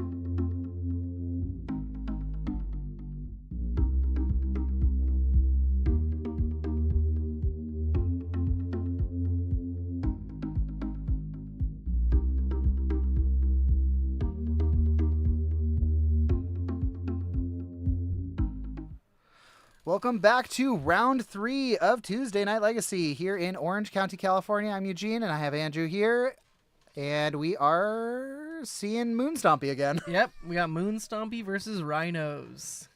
I'm a big fan of Rhinos. Now, Andrew, why don't you tell us about this Rhinos deck? I mean, you saw the recent Modern bans. Most people know the list. The difference between Legacy is you get duels, you get Force of Wills. Like what you have Charlotte. You have Violent Outburst now. You get to keep playing Violent Outburst. I don't have to get rid of mine. Charlotte's Agent printed in Modern Horizons, yeah? Yeah, you got reprinted in Modern Horizons for Modern. For Modern. Yep. That's what I mean, yeah. So I guess the decks were very similar. Force of Will probably being the main difference between the decks. Yes. Yeah. Force of Will, because they can play Fire and Ice, because it was also reprinted. Minsk and Boo. Boo? Yes. What is that doing in the deck? It's a 2-of. A 2-of? Yeah. You Spirit got it out. Okay, like on turn 1 or 2? Yeah. You just or 2 or 3, I guess. I mean, even later on, like you just hard cast that and then it's just hamsters. You gotta deal with it. Minsk and Boo is just a good card. I mean, yeah, it was in a lot of control decks for a while. Yeah, that's very true. It is one of those cards that says, "Hey, you got an answer?" Because if you don't, you're dead. Yeah, and then a big thing about it is, not a lot of people are prepared for it, and especially with control decks, they don't always want to be bringing in their Hydroblasts against you, because like. Sure, you have your Blood Moons, and they're going to be bringing it in for that anyway. Yeah. But they're going to be spending it on. They're going to want to spend it on that, and if you spend that on early and then you late game like Minsk and Boo, pretty good. Feels good. Yep. Other things in the sideboard, like you have Brotherhood Ending for some of the people. You have Force of Vigors. You have Fire and Ices in the main. Right. You have Brazen Borrowers in the main. You have your Lorien Revealeds. That doesn't look like it has any mana. It has a land. It has 2 lands. Oh, it does? I see a fetch land and possibly an island. Oh, okay. Forest. Island cycling. Forest. Oh, no. There's a Lorien Revealed. Right there. Okay. I don't know yeah, what that sure. is. But, yeah, he can get Lorien Revealed. And he doesn't have a fast turn. Okay, so Alex on the play here. Okay. Oh, yeah, and that was also a great Revealed. add-in was the Wastelands. The Wastelands? In this deck. Very greedy, but with Lorien Revealed, you don't care. Right, sure. Yeah, I think that's a forest next to the Violent Outburst, but I can't tell. So we're going for a turn 2 Trinisphere here. That's the killer for Michael. Yeah, that you can't get around that, right? Nope. You're gonna have to get the 3 mana, and then you're gonna have to Brazen Borrower it, and then on his end step you Brazen Borrow it, and then next turn, and on your turn you get to play your Rhinos out. Okay, sure. Yeah, because you can't do something like ice or anything like that. That doesn't do anything. Taps it. I mean, wait. Is Trinisphere old? Well, let's bring up Trinisphere really quick here, because maybe if you do tap the Trinisphere. Yeah, I can't remember. I actually haven't looked at a Trinisphere in a while. Does it have the old wording text where if it's tapped? As long as Trinisphere is untapped. So that's another line. So you could ice the Trinisphere. He still has to get the 3 mana. Right. So, but he does have an answer in hand.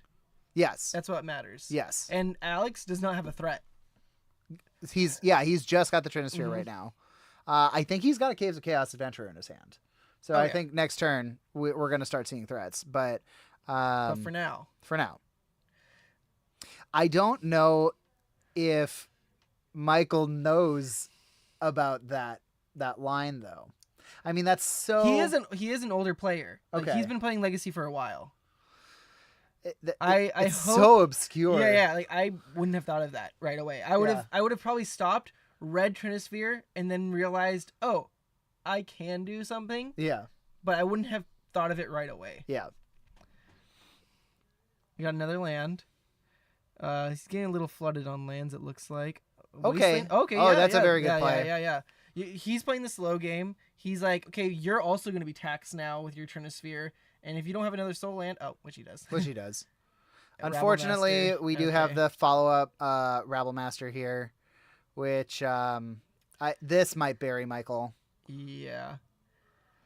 because now he can fire in 2 turns unless he draws a Spirit Guide, in which he can fire next turn. But then at that point, it looks like Alex has got threat after threat here. He's definitely got a Fable in hand. If he has that extra mountain, he has a Spirit Guide.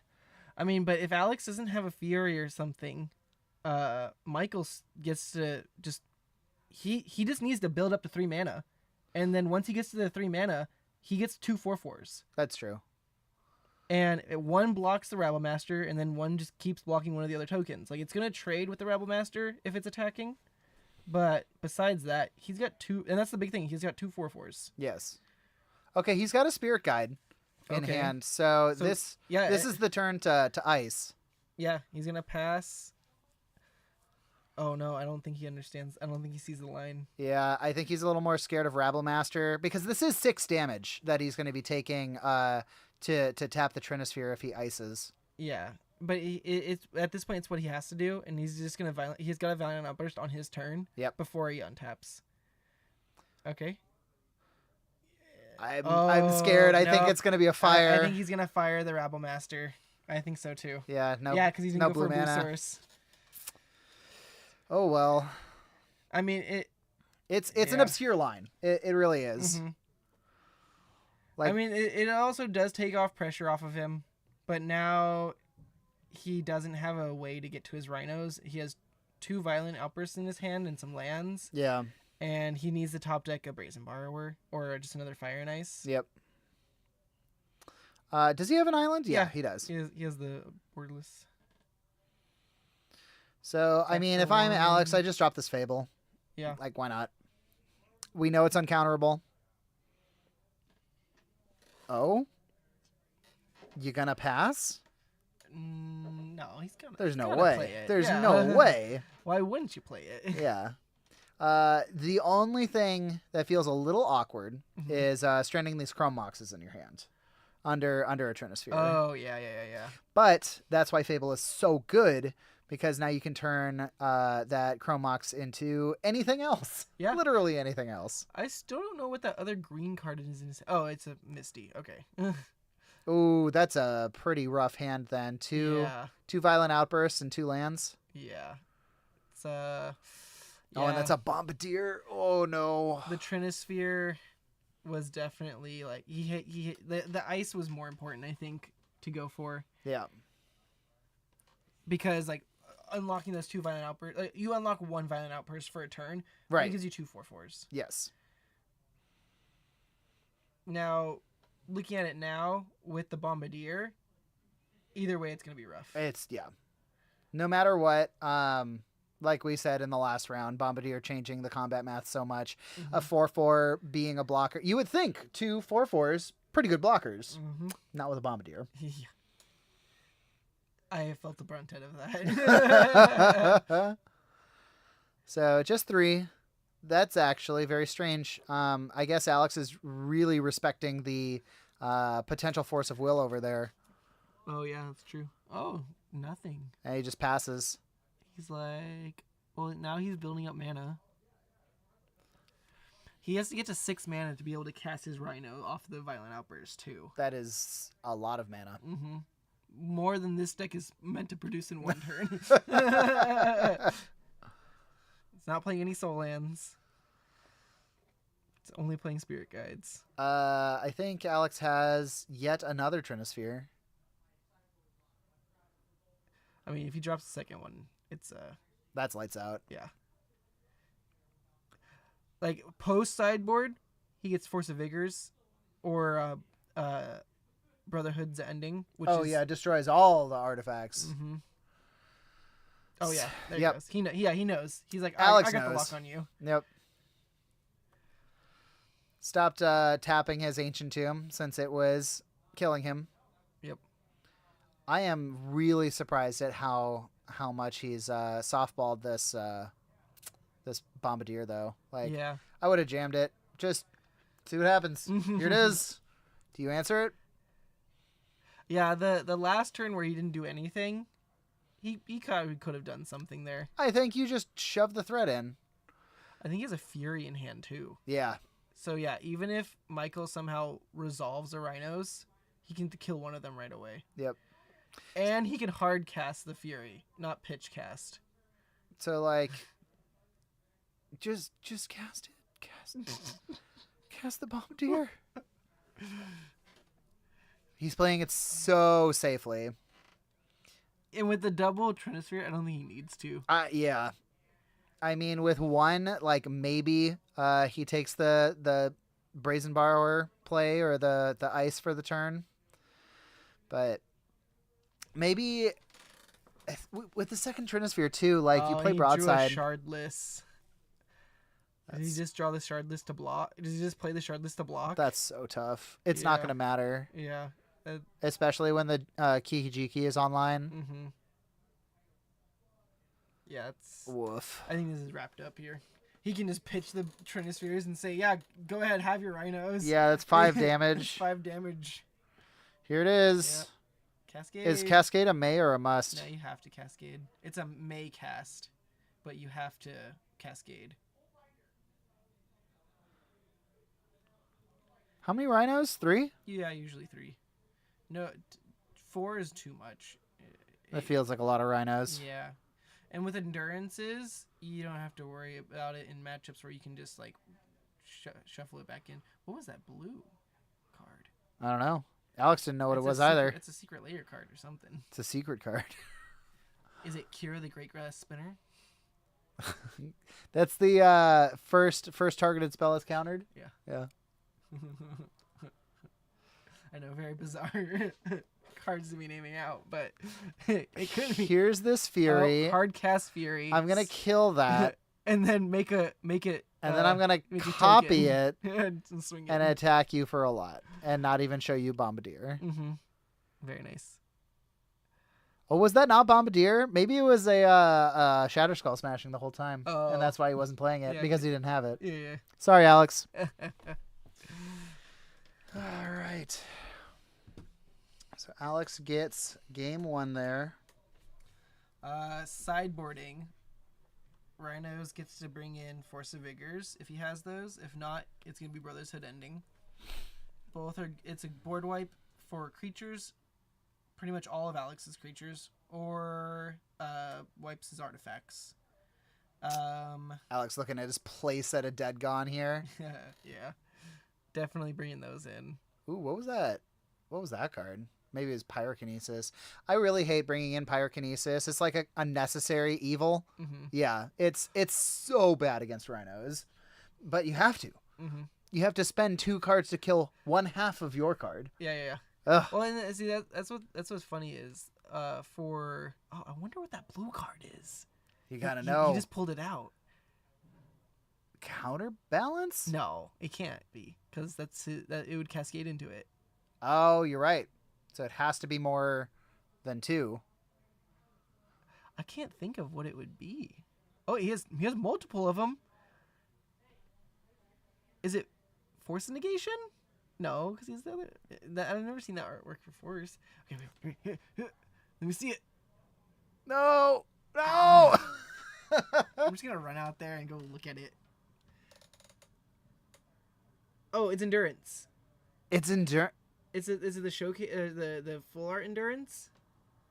Maybe. I've just never seen it look so blue before. Yeah, it looks really blue. I thought it was like a secret layer card at first. Okay, it looks like 4 Force of Vigors and 2 Brotherhood endings. I mean, that's pretty good. Yeah, that'll do it. It definitely got him out in the situation they was in. I feel like Rhinos just has to run over before. Oh yeah, they start playing always the the threats, game plan, right? Like I play Blood Moons in my sideboard because I can. Right. And like if I turn one Blood Moon a control deck, they're like, oh, yeah. But like Alex is the deck name Moon Stompy. Yeah, no, Blood Moon not happening over there. Like if Alex Blood Moons me and I'm on the play, I don't care. Yeah. I'm like, yeah, sure, go ahead. I've already fetched for the basic that I wanted. I most likely fetched from my island because that's what I want. That was the single basic that we need. Yep. because I can Brazen Borrower, and I don't have to worry about anything else. Or in the same sense, I could have just gotten my forest, and then Lorien revealed from my island. And Elvish Spirit Guide gets the green for either one of the spells. Exactly. Yep. Like in some matchups, you never go down on your Elvish. You always go down on your Simian. That makes sense. If you want to take some out, because green is just it's the color that makes the deck work. Yeah. Also suspending Rhinos. Oh, Alex quickly happens. showing us what he took out there. It looked like a couple Maguses came out. Yep, makes sense. Yeah. Mystical Dispute. Oh yeah. Yep. I forgot about that. Yeah, that's a 2 of in some lists. Okay. I don't like it in my list. No. I cut it. Yeah. I'm not a big fan of Mystical Dispute. Because I mean, it only punishes blue spells like really well. Yeah. But yeah, I found it lackluster whenever I was playing it. It costs. Does it only cost 1 if it targets blue spells? Is that the deal? Yeah. It's reduced by 2. Okay. If it targets a blue spell. Well, yeah, I've never seen those Mystical Disputes. Yeah. They just looked weird. Oh yeah, here, let's see. It's got to be some kind of like secret layer, right? I did that wrong. But switch printing. Oh yeah, there it is. Regional Champions Qualifier. Wow, fancy ones. Yeah. Okay. That is very fancy. Yeah, I would not have recognized that, and I did not. Nope. Well, thank you, Emasculated Shrimp. Yeah, I didn't. Yeah. Figuring that out for us. Definitely makes sense why you take it out. Oh yeah. Oh yeah. It's not Painter. I mean, so I don't know what else his sideboard is, but he could easily bring in Furies as well. Michael? Michael has Furies? I mean, I run Furies. And How many red cards do you have? I mean, I guess the Violent Outburst, Minsk and Boo. Minsk and Boo. Your other board wipe. Fire and Ice. Yeah. Okay. Yeah, it's a lot of red cards. It's enough. Like I love I've casted Fury on players multiple times. I've hard casted Furies, and it just feels good. It feels good. Cast Fury. Not the greatest card right now. I think Pyrokinesis is better in the format in general. In this matchup, Fury is going to be better. For Alex, yeah. For Alex. Michael should never play a Pyrokinesis. No. You need the body from it in Rhinos. Yeah, absolutely. They are having a discussion. Yeah, he's trying to figure out.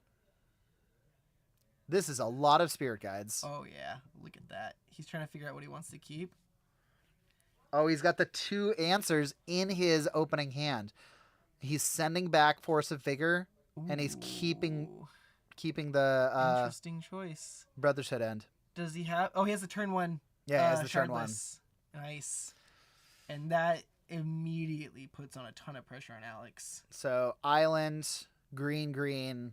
Yep. The boy. 10 power. 10 power turn 1. Pretty good. You're on a 2-turn clock now, Alex. After this, you can just. Now it's going to be really hard to get to double red after this, but I guess he's thinking that, well, if he plays a Blood Moon, then I'll have all the red that I need. Yeah. He has a bunch of his cards signed. I noticed. Yeah, that's pretty cool. Oh, he's playing the Doctor Who ones, the alien rhinos. Oh for his my tokens. God. Incredible.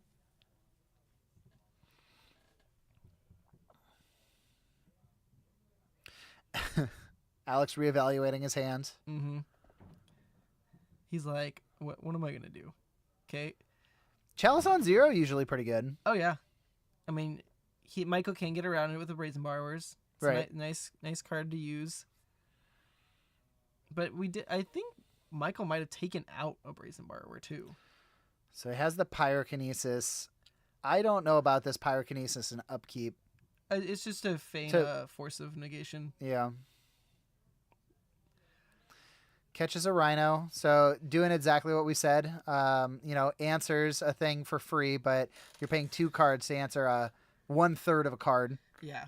For the Shardless Agent specifically. And now there's a Force of Will in hand and a Brotherhood ending. Still taking 6. Yep. So this wraps it up in 3 more turns.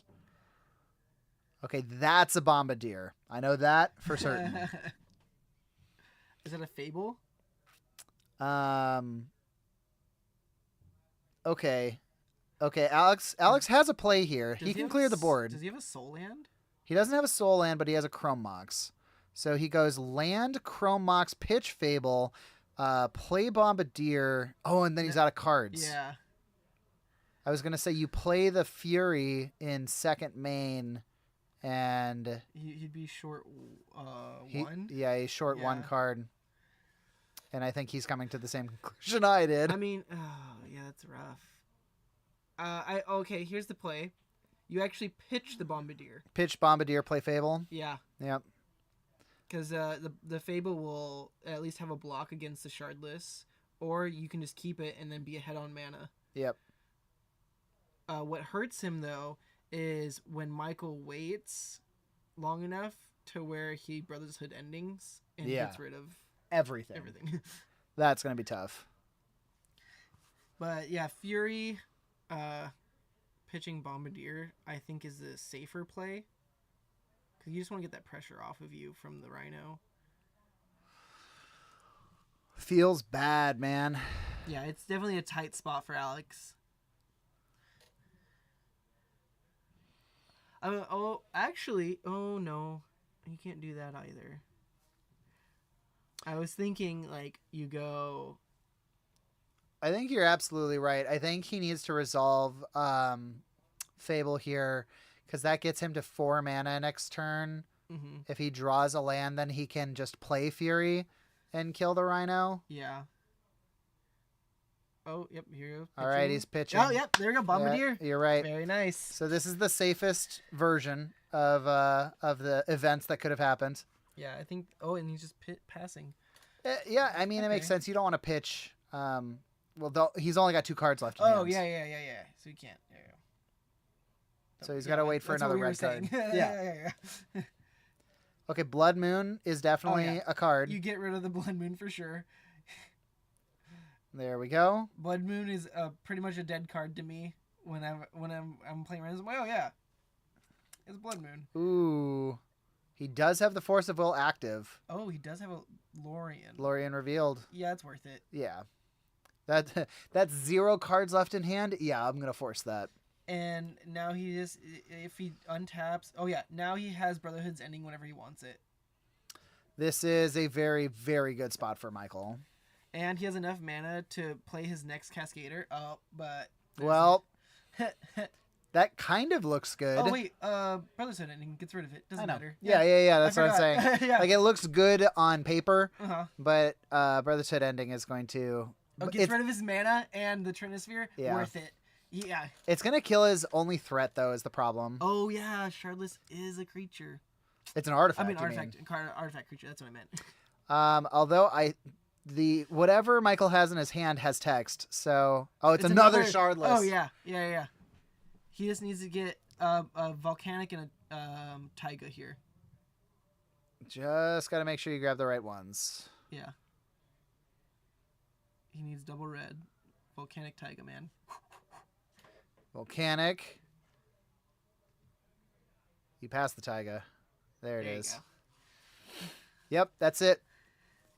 Brotherhood ending a sorcery. Yes. Destroy all artifacts in play, please. 3 or less. No. Oh. All artifacts. Oh. It's 3 damage. 3 damage to all creatures in play. Yeah. Brotherhood ending, good card. Is a good card. How much are they now?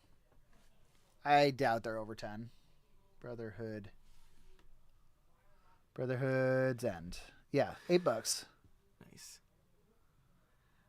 Oh yeah, artifacts 3 or less. What? Yeah. No, I thought it said all artifacts. Okay, here he goes. Going to his next rhinos. I wonder if that means I've cheated in the past. I think I've only played it online, though, so. Oh, okay. Alex is hellbent still. He drew a soul land. Yeah, this looks like it's not looking too good for Alex. He took out all of the rhinos. Oh, no. No. But No, they are at the bottom. Yeah. There they are. I didn't realize End did 3 damage to each planeswalker, too. Oh, yeah. That makes sense. It's pretty good. Alex is like, yeah, I had enough of this. Yep. He's like, I don't need to see your list because I deal with this enough against me. He's like, I know your list. Player 2. Now we're 1-1 going into the game 3. Any adjustments in the sideboards? Alex is looking at some stuff. Have we had a game 3 all 3 rounds now? Yeah, we have. Well, we're doing pretty good tonight. Torpor Orb, Null Rod, Fairy Macabre, Fiery Confluence. That? It only deals 3 damage, so it can't catch rhinos. It's 2 damage to a player, right? 2 damage to a player. 1 damage to creatures, and then destroy artifacts. You want to look it up? Yeah. Confluence. Oh, yeah. 1 damage to creatures. Oh, so close. It is a really cool card for Moon Stompy. I remember when all of the Confluences got printed. I was a big fan. Obviously, Fiery and Mystic are the best ones. Mm-hmm. I actually don't even know what the white and the red one, or white and the green ones do, or the black one for that matter. I don't remember. But yeah, it's interesting because there's not a lot of lists you bring it in anymore. No, like not really. D&T isn't really around anymore. Yep. Goblins you can, and elves. Righteous Confluence. Yeah. Choose 3, make knights, exile enchantments, gain 5 life. Anything that has gain any amount of life is not good. Yeah. And it costs 5. That's too much. Yeah. Confluence. What do you think? Doomsday Confluence? That sounds like the black one. Yeah. Oh, it's not. That's the Doctor Who one. Oh. You may choose X. Oh, you pay into it. Yeah. I mean, that's cool. That is a cool card. I didn't know this existed. Come on a journey with us as we learn about all of the confluences. So they're all the commander ones, right? So, Righteous Confluence was the white one. Yep. Obscure Confluence. What's NCC? Oh, Obscura. That's Streets of New Capenna. Yeah. Okay. Cosmium Confluence, LCI. LCI. What is LCI? Legends? I don't know. Where'd it go? Cosmium. Here we go. Oh, okay. Oh, okay. Isn't that... that's an Ixalan symbol. Ixalan. Okay, so this I didn't know the cycle wasn't completed. Yeah, I didn't either. Oh. Okay, so that means the black one, Doomsday Confluence, is part of the cycle. Just has it right? It just hasn't been completed. I guess so. I thought there was a black one. I did too. Put 3 counters on caves. You can. This is very cave centric. Put caves into play. Put counters on caves. Destroy enchantments. So weird. Michael's looking over his sideboard some more. He took out Alorian Revealed, which is interesting. What? I don't know about that. I think you... he's also playing Maguses and not Blood Moons. That was interesting. I like keeping in the Blood Moon. I like playing Blood Moons over Maguses just because most of my opponents have creature removal because they're using it on my rhinos. That makes sense. So if I'm trying to win by landing a Blood Moon... Yeah. I know they can't deal with it as easily. Right. Very true. Instead of playing directly into the removal that they boarded in. Mm-hmm. Like, sure, people will say, oh, but that means they're wasting it on that, but not on my rhinos. But it's here and there. Yeah. We have 9 people watching. Wow. Hello, everyone. Hope you're enjoying. Drop a follow. Give us a like. and we'll keep doing this. Don't worry. We'll try. All right. Okay.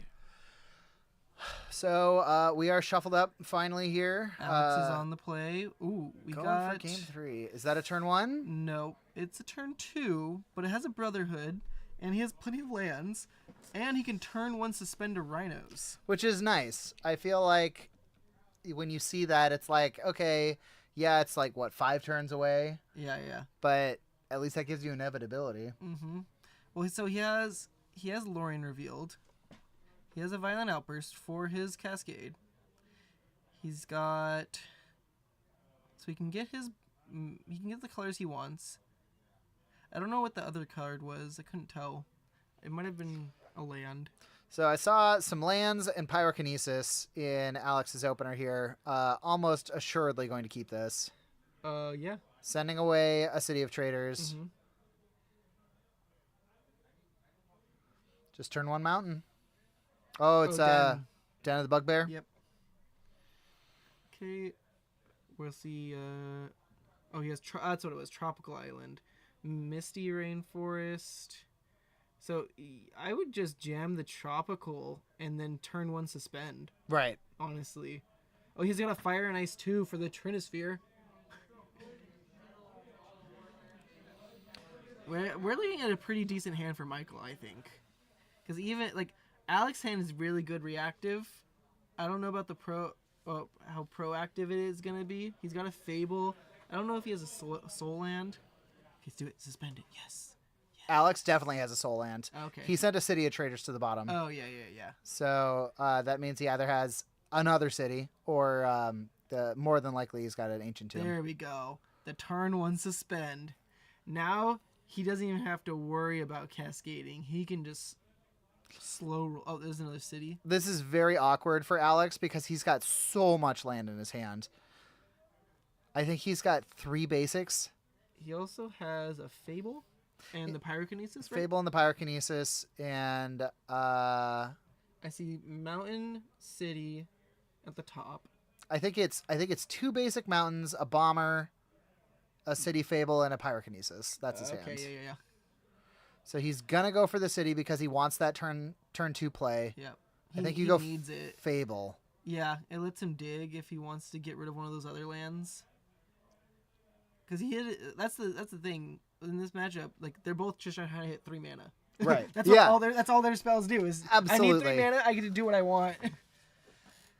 He's got a Force. He does have a pitch to it if he wants. Force. He can. He has a defense. He has a Violent Outburst. Yeah. So if he attacks in with the Shaman. Oh yeah, he blows him out. Or if he. Oh wait, no, he can't. Oh man, that's really interesting with the Bombardier. Because if it attacks, he can pitch the Shaman to kill one of the rhinos, and then he can't double block the Bombardier. He cannot because the Shaman only deals 2 damage. Oh yeah, token. Duh. Because it's a token. Yep. I'm thinking that I was thinking of power for some reason. Oh yeah. Oh man, that was insane. Getting rid of 2 of those lands. Yeah. So Kenzin. Oh, that's a good pickup. Dead Gone. Got the Dead Gone. Nice. Oh, and a Blood Moon. Blood Moon bad here. I wouldn't play it. He's probably considering it to save his city. Yeah, so what he doesn't know is if Michael really needs to, he can Lorien Revealed for an island. Yeah. And then he doesn't even need to force it. Right. Because then he can just fetch for his forest. Trying for the safest play here. Here's 2 damage. Anything gonna happen? No, he's just taking it. He wants to do it on his end step, I guess. So why would he wait? Because I feel like don't you get advantage by blocking? Well, so because Alex has Pyrokinesis, I don't think timing matters anymore for it. Sure. Because if he had a Fury, yeah, you might want to wait till end step, because then he's missing out on a whole turn of playing Fury. But we've seen a Pyrokinesis now, so if he just jams it, he's gonna get Pyrokinesis and Dead Gone. Yeah. Kind of a brutal blowout. It does cost Alex 3 cards, basically his whole hand. Yeah. But I think that's okay. Blood Moon's a dead card. And it's also, he's not spending any mana except for the 1 to cast Dead Gone, right? 3. Oh, it's 3 to bounce? 3 to bounce. Okay, 1 for the 2 damage. Yes. Okay, never mind. We're seeing 2. Took it back. 3. 3 mana. We're in second main phase. Blood Moon. He's thinking about the Blood Moon. Oh, man. Alex in the tank. I think Blood Moon might be your pitch here, honestly. Yeah, Blood Moon is definitely the pitch to Pyrokinesis. Holding up the Dead Gone is probably the best line. He's very hesitant on playing these Bombardiers, though. Oh, very. I think he knows that Bombardier is his best win condition, and so... Especially killing the Rhinos. Yeah. Okay, and then Michael. Let's see what he does. I think Michael doesn't care. Yeah, I think he just fetches for his island. Fetches for his forest. Oh, no. He's got to fetch for a red source. A red source? Why? Actually, yeah, he could wait till after, duh. I'm sorry, I'm thinking of he has to do it beforehand. But he fetches for a forest, and then he can use his red mana from his tropical island, which is now a mountain. He's going to force it. Interesting. Okay. So we're going to fight over... I think he could have played around it. Yeah. I think you save that force for a threat or something. I kind of agree with you there. Valuing the mana pretty highly when you have the Lorien revealed in hand. Well, the Lorien revealed, and he's got the Spirit Guide to pitch right now, too. And now he has to get a non-basic to get the red source. Because he only has Elvish Spirit Guide? Mm-hmm. And he could have just here's how I would have done it. I would have fetched for a forest. Yeah. And let it resolve. Yep. And then Violent Outburst on his end step. Yep. And then he couldn't Dead Gone, but he can still Pyrokinesis one of them. Sure. And then I Lorien revealed for my basic island sometime down the future. And just go from there. Yeah. Just go from there. Because then I can cast my Shardless and I can cast my Violent Outburst still no matter what. That makes sense to me. And it's not like he's desperate on finding double blue or double green here. Yeah. So it's not like he needs double blue. Because he cited out some of his borrowers. Oh. Yeah. At least one we saw. You're right. Unless he wants to be hard casting his Force Negations. Okay, he's looking. Okay, so there's still some Brazen Borrowers, and I think he might have just gotten rid of one then. This is a decent amount of power. I mean, so 2 more turns. We're gonna have 2 more Rhinos, but this is 8 crashing in here, and all Alex can really do is pitch. Oh yeah, Pyrokinesis. Pyrokinesis, the broadside. Oh, what was his other pitch he could have done? It was the Blood Moon. Oh yeah, yep. See, could have played the broadside, and then he could. So I would have definitely forced the broadside. Yeah. Over the Blood Moon for sure. But if he's pitching the broadside, yeah, that's rough. That he has to do that. And so now Alex is just... Oh, he just naturally draws a forest, too. So can't cast Brotherhood End.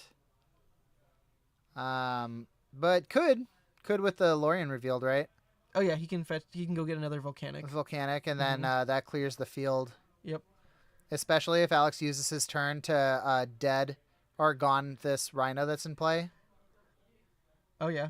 And, like, if Michael gets the red source, he can just wipe the board and have his Rhino there. Yep. Very strong. And then in 2 turns, he gets his other Rhinos. His other Rhinos. Yeah. I think that's pretty solid. Oh, Chrome Mox. Oh. Brutal.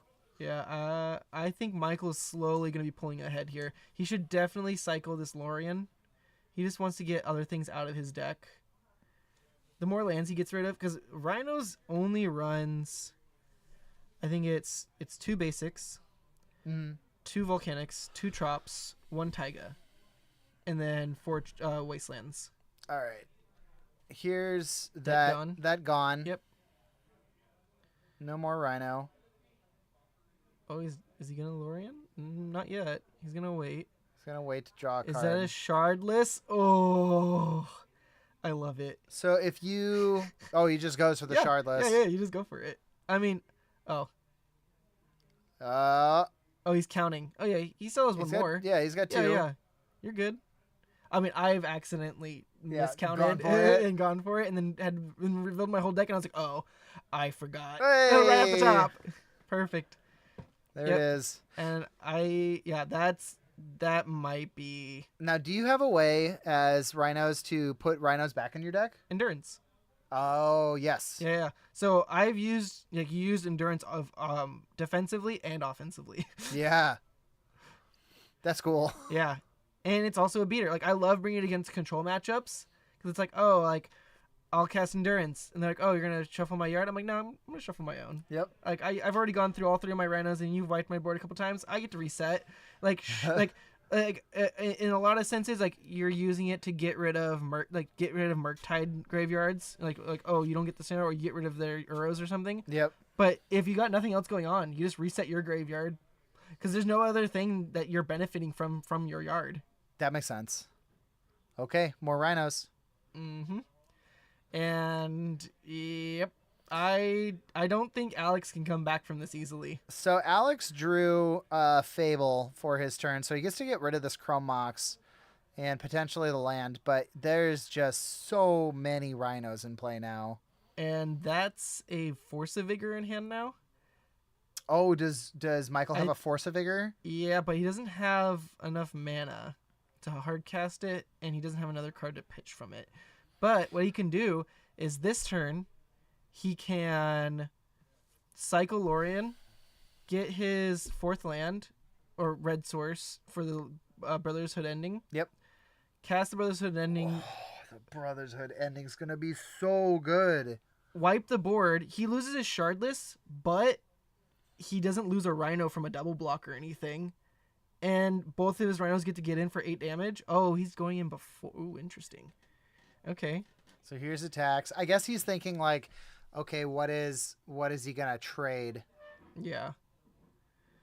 I kind of like your play a little bit more, just because it absolutely clears the board, and the reflection doesn't even get to copy anything, because whatever it copies is just gonna die. Mm-hmm. And then in the following turn, you get to he's making a copy of one of the... It's basically the only play he has. Yeah.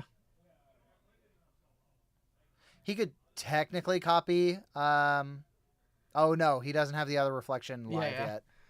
And then the turn. Okay, so what I was continuing into after that. Sure, yes. In the following turn, he gets to Force of Vigor the Fable before it flips again. Yeah. And that's it. And the treasure token, or the flipped one would have been dead from the Brother's Hood ending. Yep.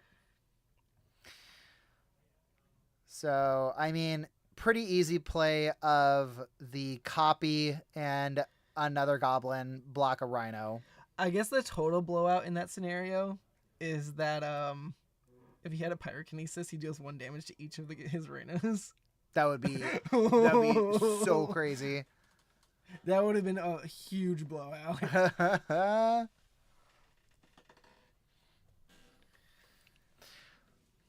Alex trying to decide if his life, or because like chumping these things is nothing. Oh, especially once he has another 2 waiting for the next turn. Yeah. Because sure, he's swinging in for 10 this turn. He's gonna be swinging in for another 10 next turn, or even more if he doesn't trade. Okay, so he's trading. So he's gonna be taking 4. Next turn he's gonna be attacking for 12. That is so much. Yep. We are getting close to time. It might not be accurate. Oh, I know. It's semi-accurate. Okay, so 1 rhino dies. All of his goblins are dead. That's fine. And then... now he's going to Lorien? Now we Lorien? I mean, to make the land drop, this has got to be a volcanic island. Yeah. I'd be surprised if he didn't get a volcano. Oh, just plain island? That wouldn't. I'm all right. I mean, he's got 12 power in play, He's at 12 power, and now next turn he can hardcast a Force of Vigor. which is an immense blowout. Yeah, because it can kill both. Both the reflections.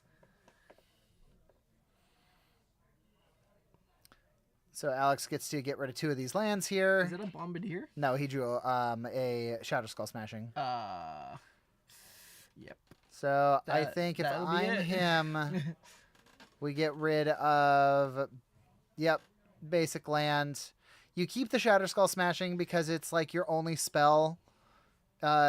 Super desperate. You can deal 2 damage to a thing. That's not very good, obviously. Yeah. He's talking about something. He's thinking. He's like, I'm trying to figure out what I need to do here. Definitely pitch. Chrome Mox is a absolutely every time. But is it the mountain or is it the land that hurts you? Yeah.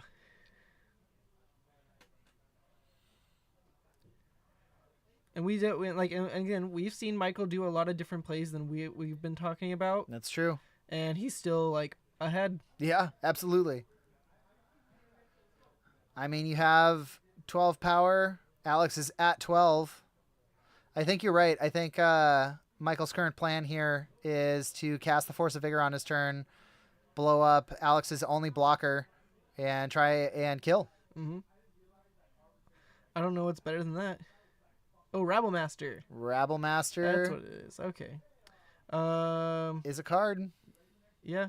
I mean, it gives him a blocker, but he survives for another turn. That's about it, though. Yeah. Very rough. Alex can copy the Rabble Master, which is kind of interesting here. Mm-hmm. Which means that he'll be attacking for 1, 2, 3, 4, 5, 6. So the copied Rabble Master can deal. Yeah, if he thinks that at this point he can possibly race Alex by chump blocking his other Rabble Master. I don't know. He's got to go into it. He's got to. If he top decks a Bombardier, he might be able to get away with it. But that's him not knowing that Michael has a Force of Vigor. Yeah. I think that's the thing. Because he doesn't know that. Okay. Just passes. I think Alex is going to probably just copy the Rabble Master here. And double block. Maybe double block. Or maybe he just single blocks. Oh, there's a Taiga. Oh, this is going to be a big blowout. Yeah. Either one is just good. Yeah. He can wipe the board of all of his creatures, or he can just wipe the board of the enchantments. Either way, that's going to be it. I think that's game. Yeah. Yep. There it is. Strong game. Wow. Real tight. Good plays on both sides. And it's so interesting, too, because it was completely different than, like, what we were seeing as the omniscient view on either side. Yeah. See, they were dealing with so much hidden information that they had to take a lot of different lines. Yeah, in my opinion, a big turning point might have been the Blood Moon. Yeah, when Alex went for the Blood Moon. Although resources were spent on both sides, which was interesting. Yeah, because he forced it. Oh, yeah, look, he's talking about how he could have done that instead.